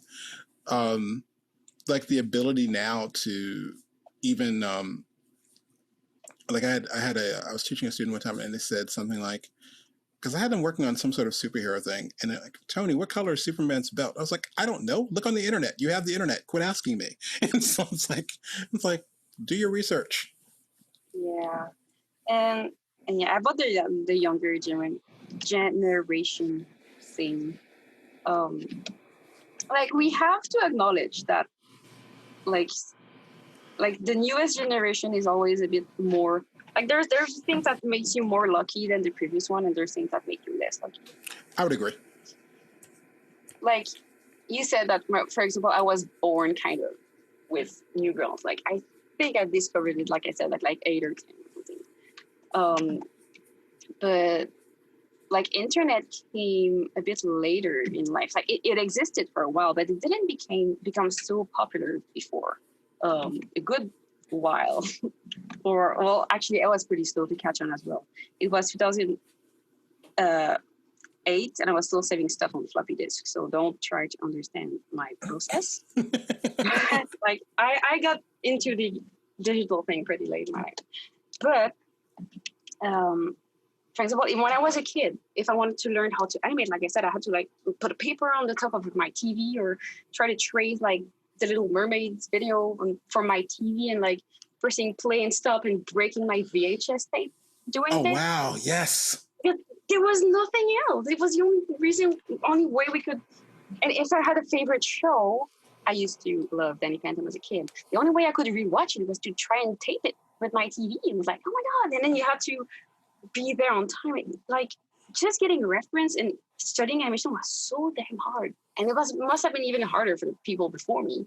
Like kids these days, they can just go on YouTube and they can just find whatever reference they can. So that's why we see so many kids, they're like 15 years old and they kick any of my friends' butt from animation school. And they're 15. So like that, and because they were born with so many influences, so many ways to have easy access to animation education. When we were kids, the only thing we could have was like the making of parts of DVDs because that was a big thing when it came out. Right. That's what I was telling one of my colleagues about. It's one of the reasons I'm doing this summit is I think a lot of times the making of it's for the general public, but it's not really for animators. So we're like, wait! I need more information. It's like, why did you do it that way? Or what program is like? Because it'll be like, hey, they use computer software. Wait, what software? Not that you need to be software reliant, but at the same time, it's just like, oh my gosh, there's so many things I want to know. Especially if someone says, yeah, we use Toon Boom. Cool. I want to have that show where it says, yeah, we were using Toon Boom Harmony for this. And this particular character, Larry, we actually used a series of curve deformers and envelope deformers just to get his hair to act right. Something like that. It's like, okay, cool. And that was because we had to study these very carefully because there was so little information. It's mostly like, yeah, these are the voice actor and yeah, whatever. Yes, exactly. I was like, I don't care about the voice actor. And not that I hate voice actor. I would have loved to be that's because, and quite frankly, even then, this is what I would love to see it if they said, even if they're going to do the voice actor thing, hey, dude, are you wanting to make a cartoon? Here's some easy ways to record your voice if you're at home. Where's that? It's like, I grew up with that show. There was a show called Movie Magic, and it would show the behind the scenes, like at the time was movies like Independence Day and stuff like that, and they're going, oh, by the way, this is how this particular shot was done, or the White House blew up, and this is, and they showed the behind the scenes, and the guys were building on the miniatures, and the fact that, like, if you've ever seen the original Independence Day, the White House gets blown up, but they're talking about how long it took them to build a miniature, and they put furniture inside the White House, even though it was going to be blown up. Yeah, it was just like, you did what?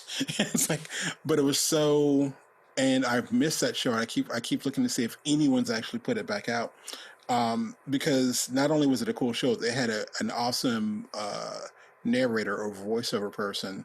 It was like, oh yes, and this, and what they learned was this, and it was almost like that. The narrator's voice was almost, it felt like, was for the normal kind of behind the scenes, but they were giving all this information of what really happened or how this particular thing is done. Like they even did one for like Hocus Pocus. If I can find that one, I'll I think that one is online, and you'll hear what I'm talking about. The guy's voice is like so awesome. But yeah, I so wanted that for animation, and this is why it's like cool watching you do this. So I can go, oh cool, what brush was that? Oh, is that a Voltron lion that you have there, or is that a dog that you have there? It's a Voltron thing. Yes. See, I actually knew what that is. Because it was good for a little while, and then yeah, whatever. No, I grew up on the original Voltron, and the one thing that I was waiting on, and quite frankly, I am 52 now, I'm still waiting on it, and I think it would be awesome. I want to see the live action Voltron. because it's like, it's not about the acting. I just want to see how well they can pull off. Exactly. Like when the show was still on and people were still enjoying it, before season 8, there were like talks about maybe live action, and people were like, hey, it's gonna suck. I was like, no, it's gonna be amazing. Like, who cares about the story? I just want to see playing space, please. It's like, I mean, to see that, I mean, and I think when they first started doing Transformers, I was just like, yes, now they understand the technology. We can do Voltron. Please do Voltron. And it's the same for like Fullmetal Alchemist. Like I actually enjoyed the live action remake of Fullmetal Alchemist Brotherhood or something. It was like, the story was like, but seeing alchemy in real life was all I needed. I watched that movie 2 times. And I'm not afraid to say it. Awesome. Me. But jokes aside, we were talking about like how the younger generation sometimes have it easier than the older one and stuff. And that's supposed to be great. But then again, we also have to understand that they have their struggle as well. When I was a kid, when you were a kid, we didn't have Instagram. We didn't have like all these social media thingies to compare ourselves to other and have anxiety about it. Yes. So I'm glad I didn't have that. I didn't get it at the time, but I think I was a teenager, and there was a older gentleman in our church, and he said something about he wouldn't trade places with what the teens have to go through today. And I'm thinking, speaking as an African American, and I'm thinking, dude, when you were a teenager, you didn't have any of the rights that I currently have. And and for him to say that he wouldn't trade, he said he wouldn't want to go through what I was going through. I'm going like, dude, what are we going through? But I kind of get that now. Because somebody was pointing out the fact that almost everyone you have a camera with you at all times with your phone. And when I think about all the stuff that I did as a teenager, if I had a way to document that, how much trouble would I really have been in? It's like, and so just think about I think even comedians have talked about it, where in the old days, in order for you to even have any kind of recorded footage of that, if you're going to do it with camera, you had to load the film, get the right lighting, send it off to get developed. But if you had that instant way of doing that, you got a smartphone in 2016. Late. So, and I would save my document on floppy disk until 2008 or 9. So I don't know how I got this good at this software, but apparently some things are easier to learn than others. That is awesome.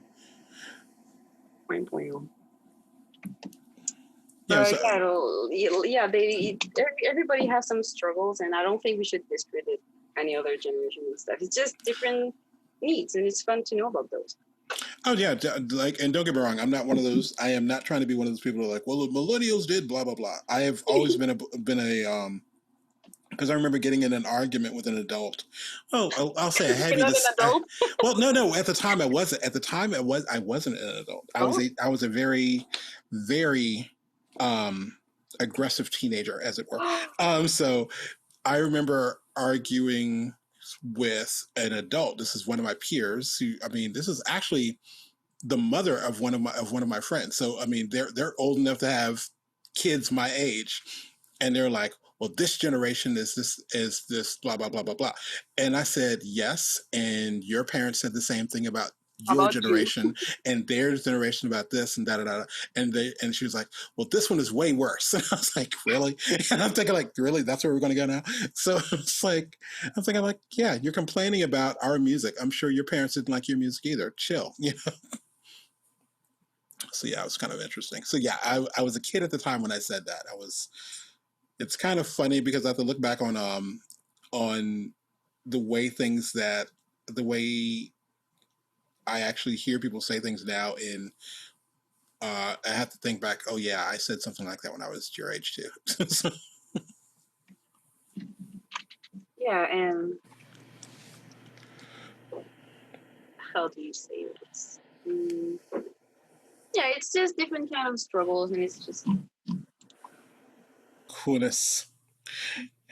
All right. My next question: when designing a character, how important is the argument of objectification versus empowerment? well, we've been doing this interview for a couple of minutes now, so I guess the answer is pretty not evident, but it's a bit easier to predict. I think that in a character, empowerment is really, really important. And I hate, like, for people who've been following me for a couple of years, I don't have a lot of drawings with like this type of character dresses and be like, I'm stupid, but I have big boobs. And I hate that so much. But that's my personal thing. Like I said, I worked with kids for so many years, and these kids are like sponges. So may it be my online persona or whatever I draw. I always say, like, what if a 10-year-old kid watches it? What's that going to do to his brain or something? So I always try to create and animate my characters as, and they're not perfect. I'm not saying that things should be perfect, but I always have this afterthought, these behind thoughts or whatever that's called in English. But like, I think it's really important to, and I hope I understood the question, right? You did understand the question. Yeah, like, it's and here's a funny thing. When people ask, "Wait, are you talking about this or this?" Like, I'm talking about whatever you think I'm talking about. And the cool thing about it is, because I asked this question of several people, and everyone has a different approach to the answer, and so it's kind of cool. Okay, because and I say kids, not just kids. Like I'm like I'm 26 years old. My friends are not kids anymore, and like the thing we see in the media, it affects us all. Like who doesn't want to look like Wonder Woman, right? Point point. And I always try to keep it as not ethical, but like, you know what I mean. I do. I actually do know what you mean. Yes. and the thing I'm kind of tired of hearing is like, oh, it's just art. It doesn't hurt anyone. Well, I'm like, guess what? It does. Like, it does hurt people. You just maybe don't see it, but like, oh, but it's just a joke. I'm like, it's not always just a joke. If you keep drawing stupid characters looking that way, well, people that actually look that way are gonna kind of make fun of it and stuff. I don't know. I'm kind of tired of the argument of it's just a joke. Like, the joke has been done and told for like years. You can move to something else now. There's a lot of stuff that is funny that doesn't involve provocative designs and stuff. Right. Like, if your humor is solely based on like the look of a character, or if your humor is solely based on objectifying someone, then maybe you should question it, because it might be not that funny to me, actually. So maybe some people find it funny. I don't know. Anyway, where was I going with this? I think you landed there pretty well. It's okay. I think because I'm a fan of that. I used to think the argument, oh, it's just a joke, it's not that big a deal. I used to. I think everybody does it, and I think for me, and from a personal thing, it was in high school. I had friends that would tell, because at the time it was like, oh, they would say, oh, here's this racial joke or something like that. Well, it's just a joke, but still being connected with some of these people, and then seeing some of the things they post. And it's like, when they're no longer joking, and it's like, but it started off as a joke, and you now think, oh, it's okay to do something. Going, now I'm looking back on this, going, maybe it wasn't a joke after all. So it's like, yeah, it's kind of weird. And there's a musical I really like. It's called Avenue Q. It came out many years ago. I know exactly what you're talking about. I know what song you're talking about, probably. And there's this song called Everybody's a Little Bit Racist. Yes. And the thing is, actually trying not to be, but if you have to tell that stupid taxi driver joke, tell it to like your close friends. Like, don't like, it doesn't hurt anyone until it goes like online and becomes annoying. It's like, keep it like, how do we say it? It's because something that you say online, like an online presence, is always bigger than what people think. Like, if I'm just sitting on a couch with my best friend, then we say this stupid joke, like, haha, okay.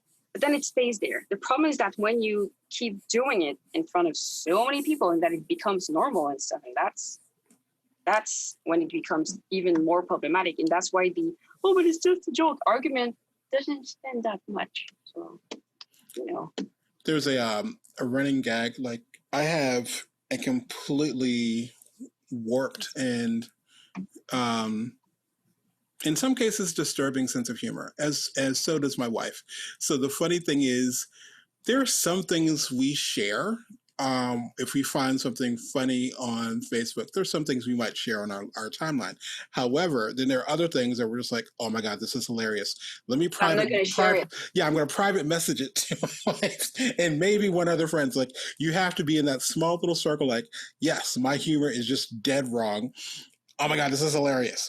And in some cases, it's not even so much that it would be like, oh my gosh, this is degrading to someone else or something like that. But it's just like, oh my God, that's hilarious. It was like, and I was like, no, not everyone needs to know that I'm laughing at this. So it's like, and it's because, and it also has to do with how you were, not how you grew up. Because like, I've been with some friends, like we've been in the outside of the city, and like we hung out with a bunch of old people, and like, of course, like some sexist jokes were told, like, oh, that a lady cannot cut woods, like, and that's a joke for men, and like, and I got a friend who got angry about that. I'm like, come on, like, the guy is 75, give him a break. It's just a little joke, like the context is so important. Like, if a person grew like this whole life thinking like this was an innocent joke, I'm like, come on, okay. But the thing is that, like you said, by not sharing it, you're kind of stopping the message. Like, don't. It's so hard to talk about these. I guess I'm gonna get canceled next week. The thing is, like, I don't remember where I was going with this, but like, the context is also super important. Yes. And so yeah, that's where I was going at. It's like, sometimes, like, I'm gonna see things, I'm like, oh, okay, that's funny, because I remember, like, when I was a kid, some things were like less problematic.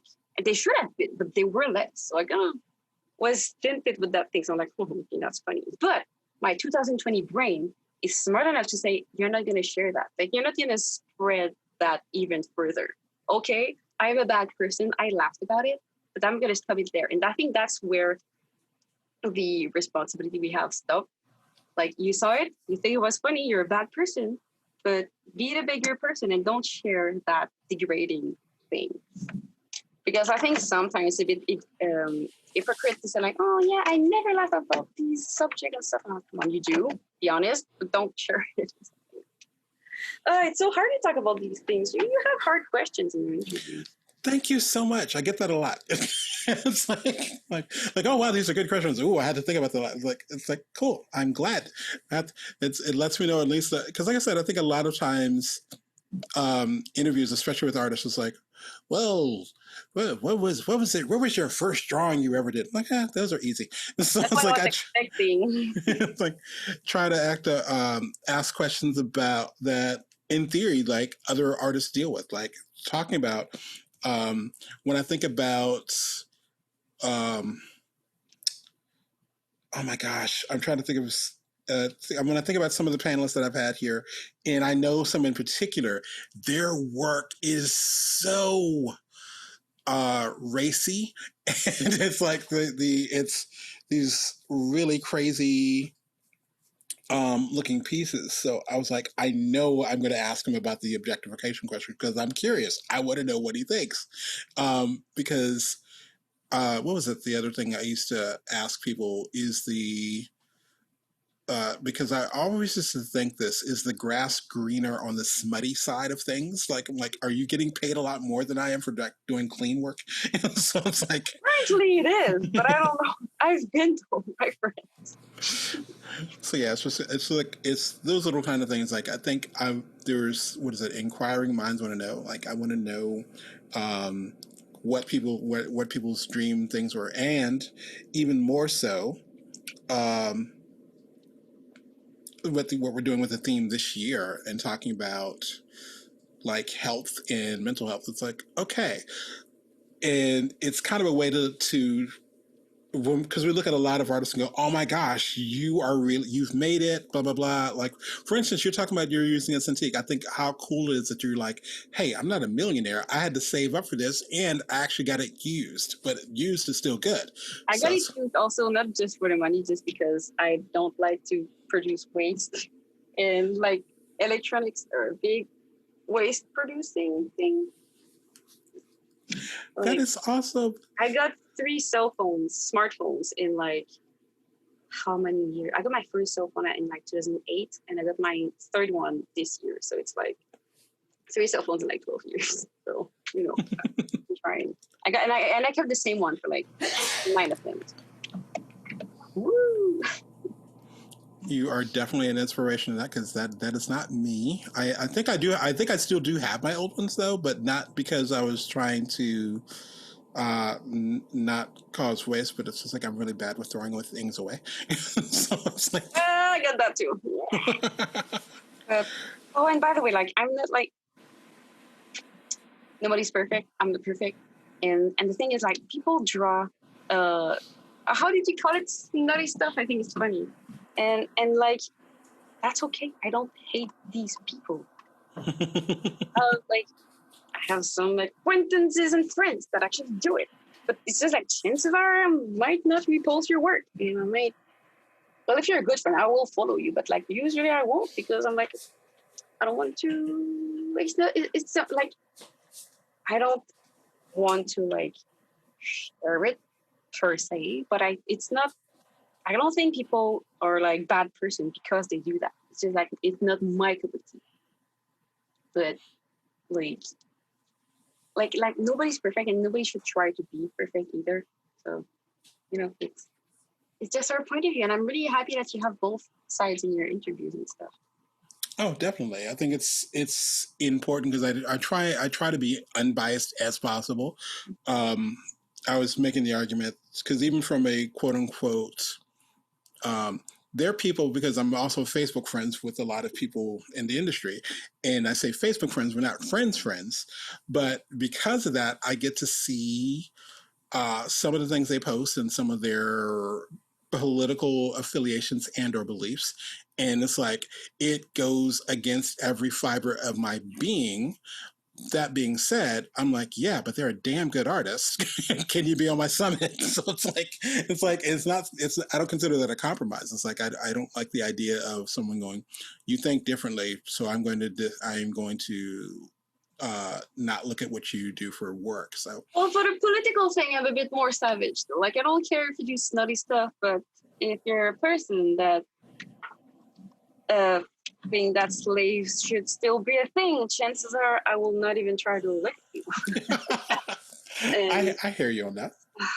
But the thing is that also just downright throwing people away, like not throwing them away, but like not engaging with people because of their political interests.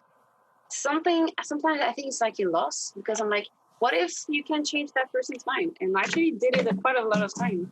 Because sometimes they just don't know any better, and they don't know the issue in the world and stuff. I'm like, it's because I got a talk with somebody who was like, yeah, but animators, if they don't like their pay, they should just ask more. That person was not an animator at all. But I was like, right. I explained the problematic to that person, and then that person was like, oh, I didn't know this, I didn't know that. And it actually changed their mind. So like, I say, like, don't waste too much of your time, but sometimes just a little human talk without insults can go very far. I would agree. Yeah. So I have two more. Question to you. Does your approach to self-care or scheduling change when you're working on a personal project versus a project for a client or for a job? It does change. When I'm working on a project for someone else, I tend to actually do it more easily. Actually, that's mainly because like somebody's waiting for it. Like I have to deliver something to someone that is not me.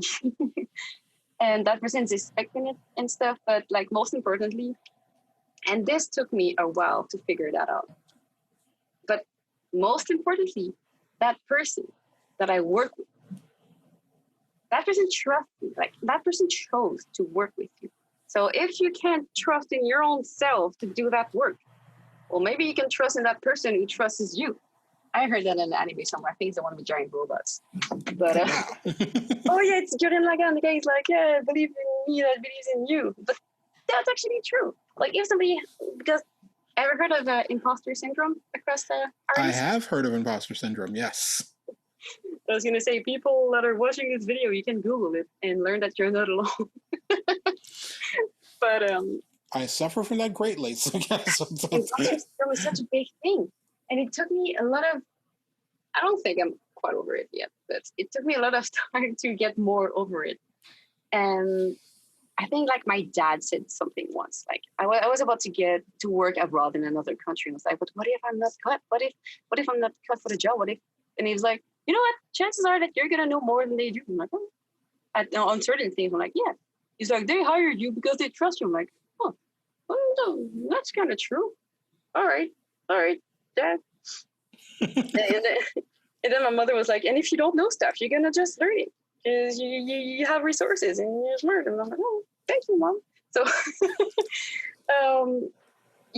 so if somebody's waiting for the project, I usually have an easier time doing it just because I have to deliver something. And even if it's not perfect, it's still going to be something and somebody is going to be happy about it. And if they're not, then they're going to tell me what to fix, and I'm going to fix it instead of being me wondering why my bird has been looking weird for the half hour we've been together and I just forgot the crown. That was the thing. But if it's a project for me, usually like, what if it, I am though very focused on my stuff and I actually finish and do my animation. I was able to release one video per week for like the last year, so I guess that's kind of okay. I don't procrastinate on art stuff, but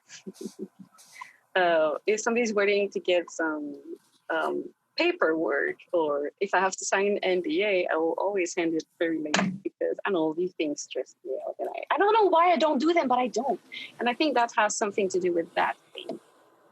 But yeah. ADHD probably hurts a lot of us, but there's some ways to get around it. But yeah, so my schedule changed when I'm working with for other people. Like usually I say I have 3 jobs. I have my day job, I have YouTube, and I usually have like a third job that is like freelance that I do only if I want to. Like currently I'm working on like a Daisy short film, bunch of cats. It's really cool. And that's like my third job. So instead of having lots of personal projects, I replace them with the like a Daisy stuff. But when that's done, I'm going to go back to personal projects. So with the years of working like that, I kind of made myself a schedule, and I try to follow it because I think that also goes to your next question. So cool. Yeah. And oh, and last thing about the imposter syndrome, because it's so important. Like, not to throw a pity party here, but like honestly, I'm not the best animator or drawer ever. Like, that's true. And there's so many people that are better than me at the art part of the job. But I have other good points. Like, I can explain stuff very well. I can teach stuff. And I don't know, I'm just good with people. I like people. And that's also skills that are important.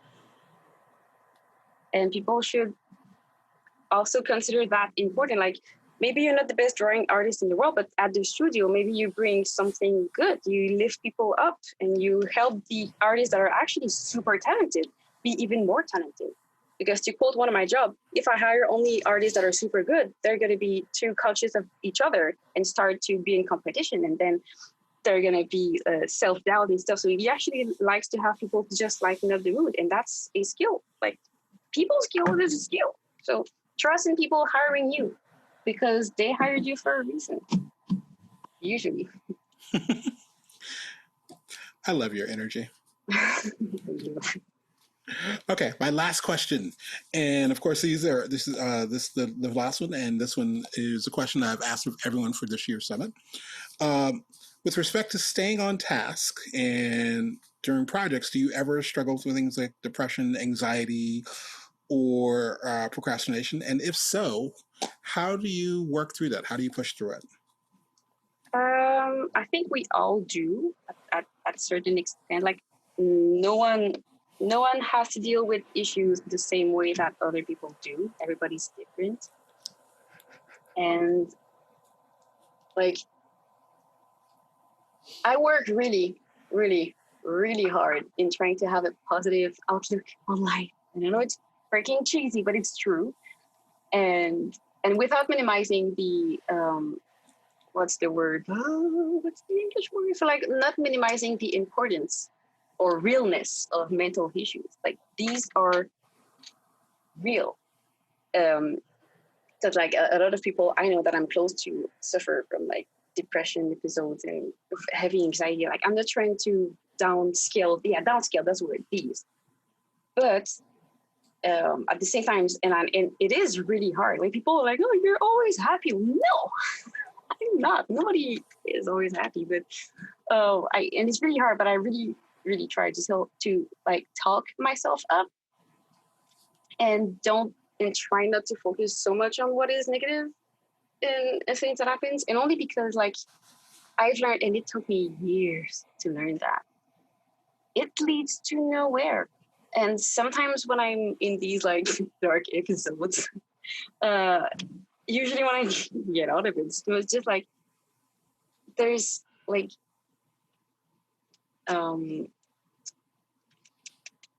because like I have lots of issues with like attention span, hyperactivity, and like I forget lots of stuff. Sometimes I forget that there's meetings, and when I get to those meetings, I lose focus in said meetings. So then my work doesn't get done, and then people are like mad, and sometimes I just don't like those things I do, or like I think back of something that I said. I'm like, oh my God, did I say that? And you think back, these moments when you go to sleep and you don't actually go to sleep because your brain's like, you know what? I have other plans for you. Yes. And so like everybody has all these issues and everybody deals with them a different way.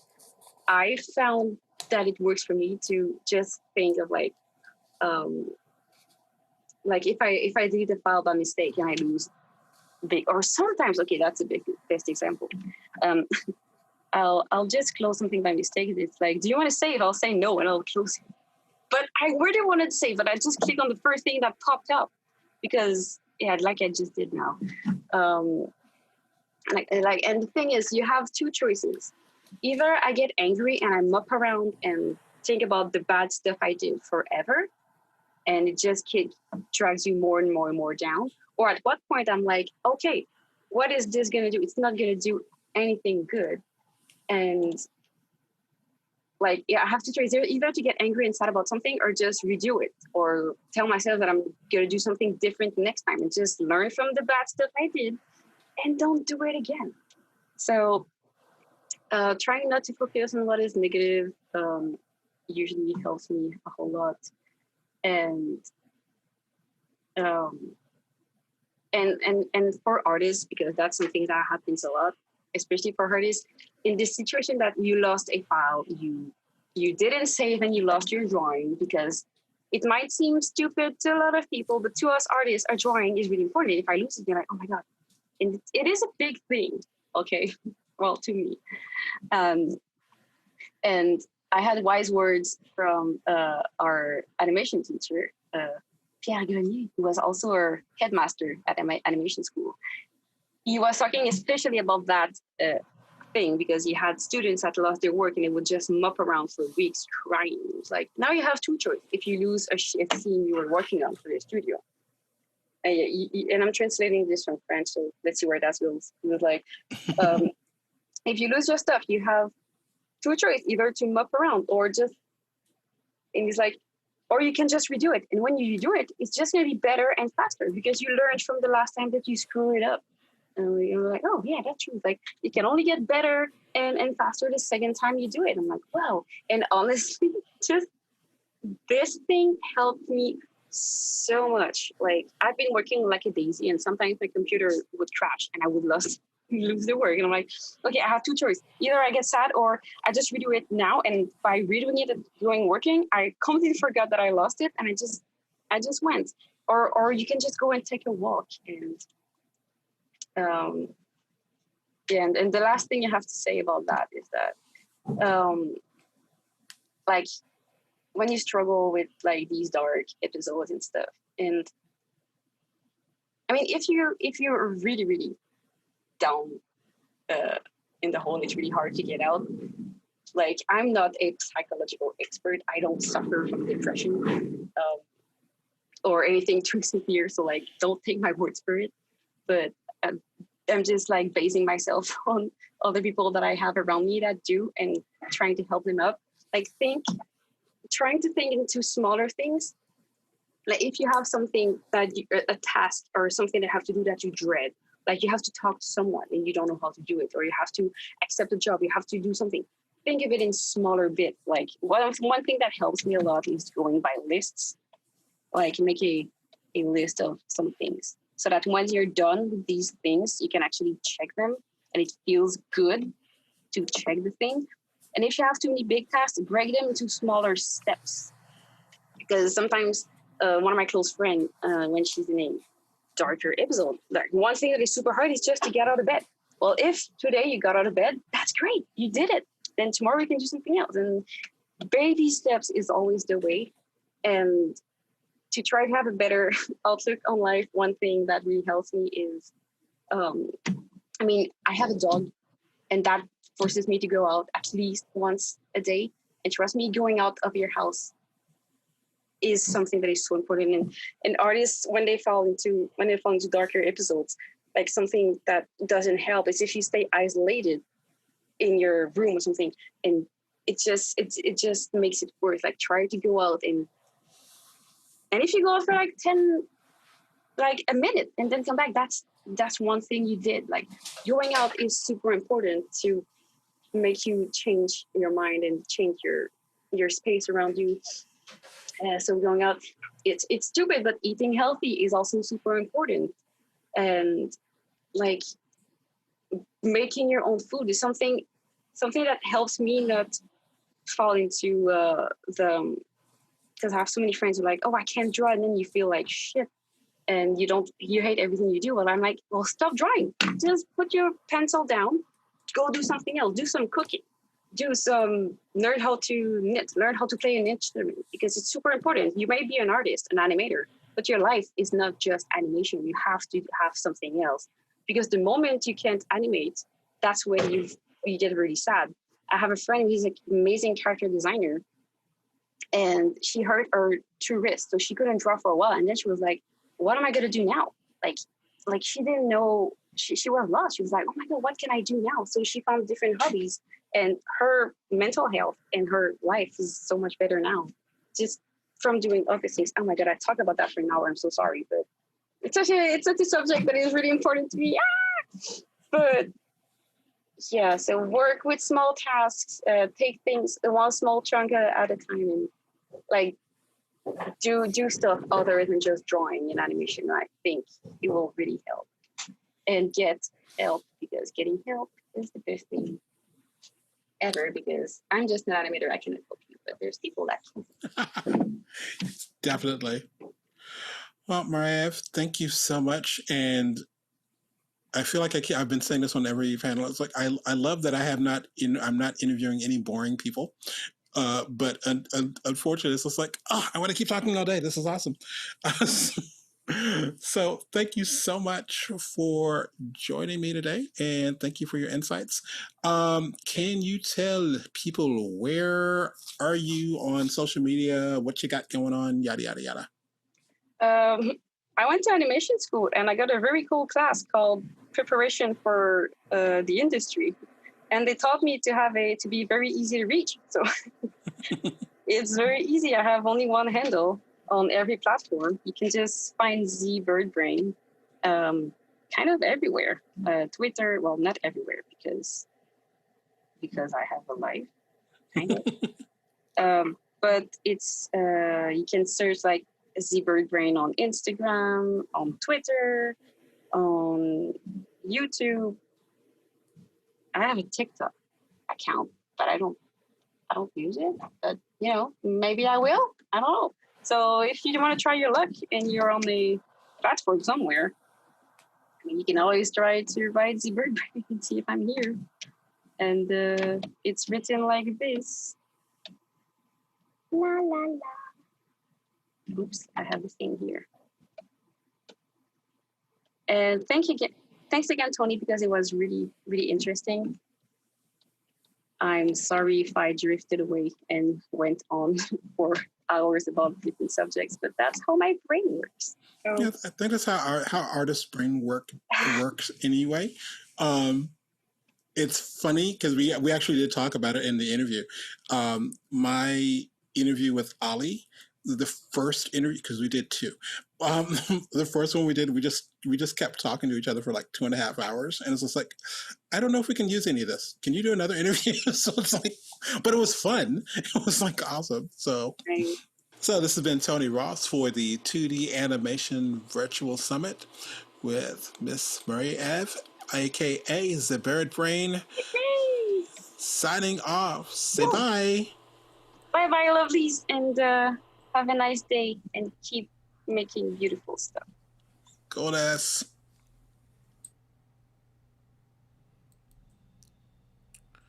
Alrighty, so this has been Tony Ross, and welcome back. Getting ready to sign off for the day. As I stated, if you have not already, definitely go sign up for the thing with the things. Oh yeah. If you haven't already, sign up for the list, the email list on the summit, because that's where we're going to be telling people about what's happening there. I do have to update how, funny story, I do have to update putting people's names on there, because I don't want to call out someone's email address, but we do have winners. What time will it start again tomorrow? We are starting, I think the time I'm going to go for is technically at 10:30 Eastern Standard Time, because I'm here in Atlanta, Georgia, in the States. So we normally start at 10:30, and it usually ends right around 4. And again, I still have panelists that are coming in. I still have panelists that I'm interviewing this week. And actually, tomorrow, I can tell you this at the very least. Matter of fact, where is it? Okay, Steven Silver, Kat Hudson, Joanna Davidovich, and Ollie Putman, among a few others, will be on tomorrow. But again, I'm going to be posting or emailing out the official list later with the times. Kat actually might be able to stop by live, so we'll see. She may be able to do a Q&A. And Kat does character design. I think she's the lead character design for DC Superhero Girls. So she's really a really cool person. So, so as I was saying, yes, we are, we have actually drawn 2 different names, but their email addresses. Let's see. Question: are these going to be reposted? No, I'm keeping them in my pocket. Serious note. To answer that question, the thing that we're doing different this year, yes, there is going to actually be a YouTube playlist that these will be there as long as YouTube allows them to be there. Instead of them being behind a paywall, they're going to be absolutely free. They're not limited, and it's not a website or anything you have to go to. They'll be on YouTube as a playlist. The only thing we may do next week, we might have time to edit out all of the lunch breaks or any pauses, but the actual interview footage will be interview footage, and the little things in the middle will be there.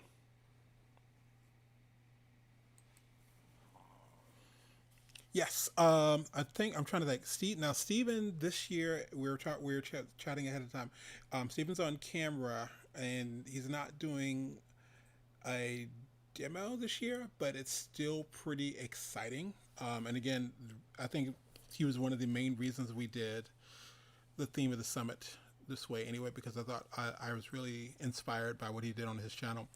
And Joanna is doing, what's that word I'm thinking about? Oh yes, Joanna. Was like, it was so cool because she was such a awesome force of energy.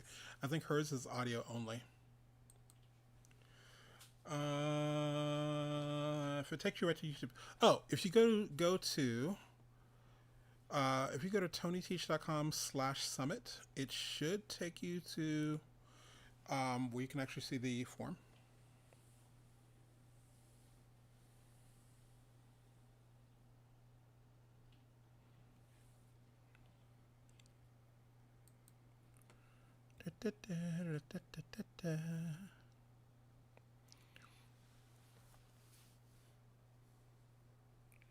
So yeah, we'll be playing around.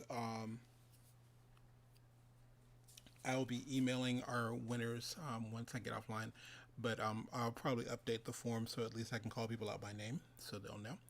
But what's going to happen is, if you have signed up for the summit, if you signed up for the summit this year, just check your emails and you'll look for that. Look and see if you got 2D Summit winner. I think that's what I'll do for the subject. But make sure you check that, because you have 24 hours from the time I send that email to write back and go, yes, here's my contact information, here's how I get this. Because that is what I need to turn over to Toon Boom so they can get stuff out to you. All right. So, last but not least, I will also have, probably, if anyone is interested in the 21-day boot camp I'm going to be doing for Harmony. It's going to be pre-recorded, but there's basically 21 project-based lessons to get you up to speed with Toon Boom Harmony.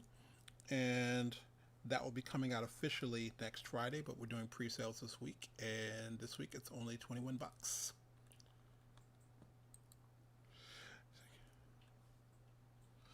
Let's see. Do you think you can adjust your volume online? They're much quieter than the interviews. So that's a really good question. So is this better? Testing 1, 2, 3.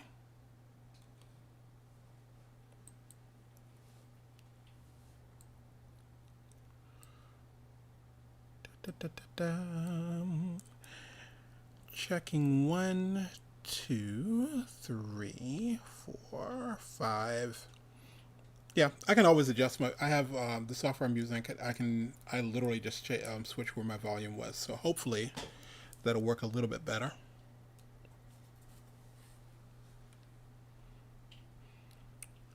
Alrighty.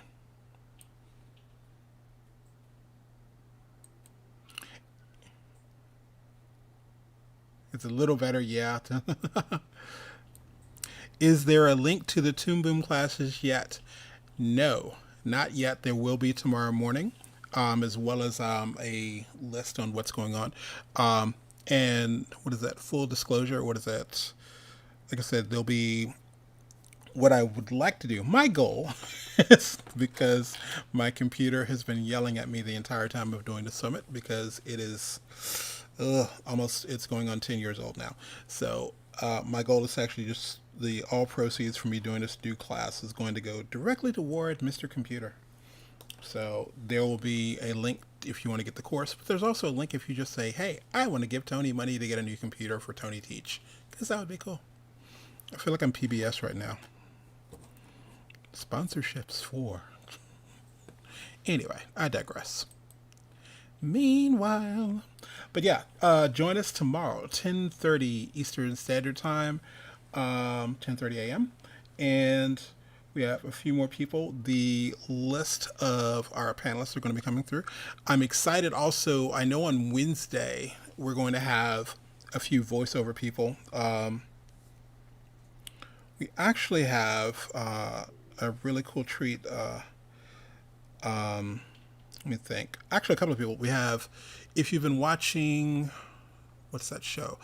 If you've been watching Star Trek Lower Decks, we have the lovely Miss Dawn Lewis, who does the voice of Captain Freeman. She's going to be on the show. We also have Tasia Valenza, who actually does the voice of Poison Ivy, has done the voice of like Poison Ivy on a couple of games. And we also have the person who's, I guess they're a rotoscope model for the anime Carol and Tuesday. Miss Phoenix Dijon, she's going to be joining us. So kind of excited about that, because we didn't do voiceovers last year. So we're going to be bringing that on Wednesday. Alrighty. Testing 1, 2. I think that's good. I've got my volume cranked up to about 83. I'm going to leave it there. So hopefully that'll be better for you all tomorrow. All right. So this has been Tony Ross for the 2D Animation Virtual Summit. Thank you all for joining me today. And feel free to spread the word. The more people that know about us, the more we can do stuff like this. And yeah, hope you enjoyed it. Have a good one.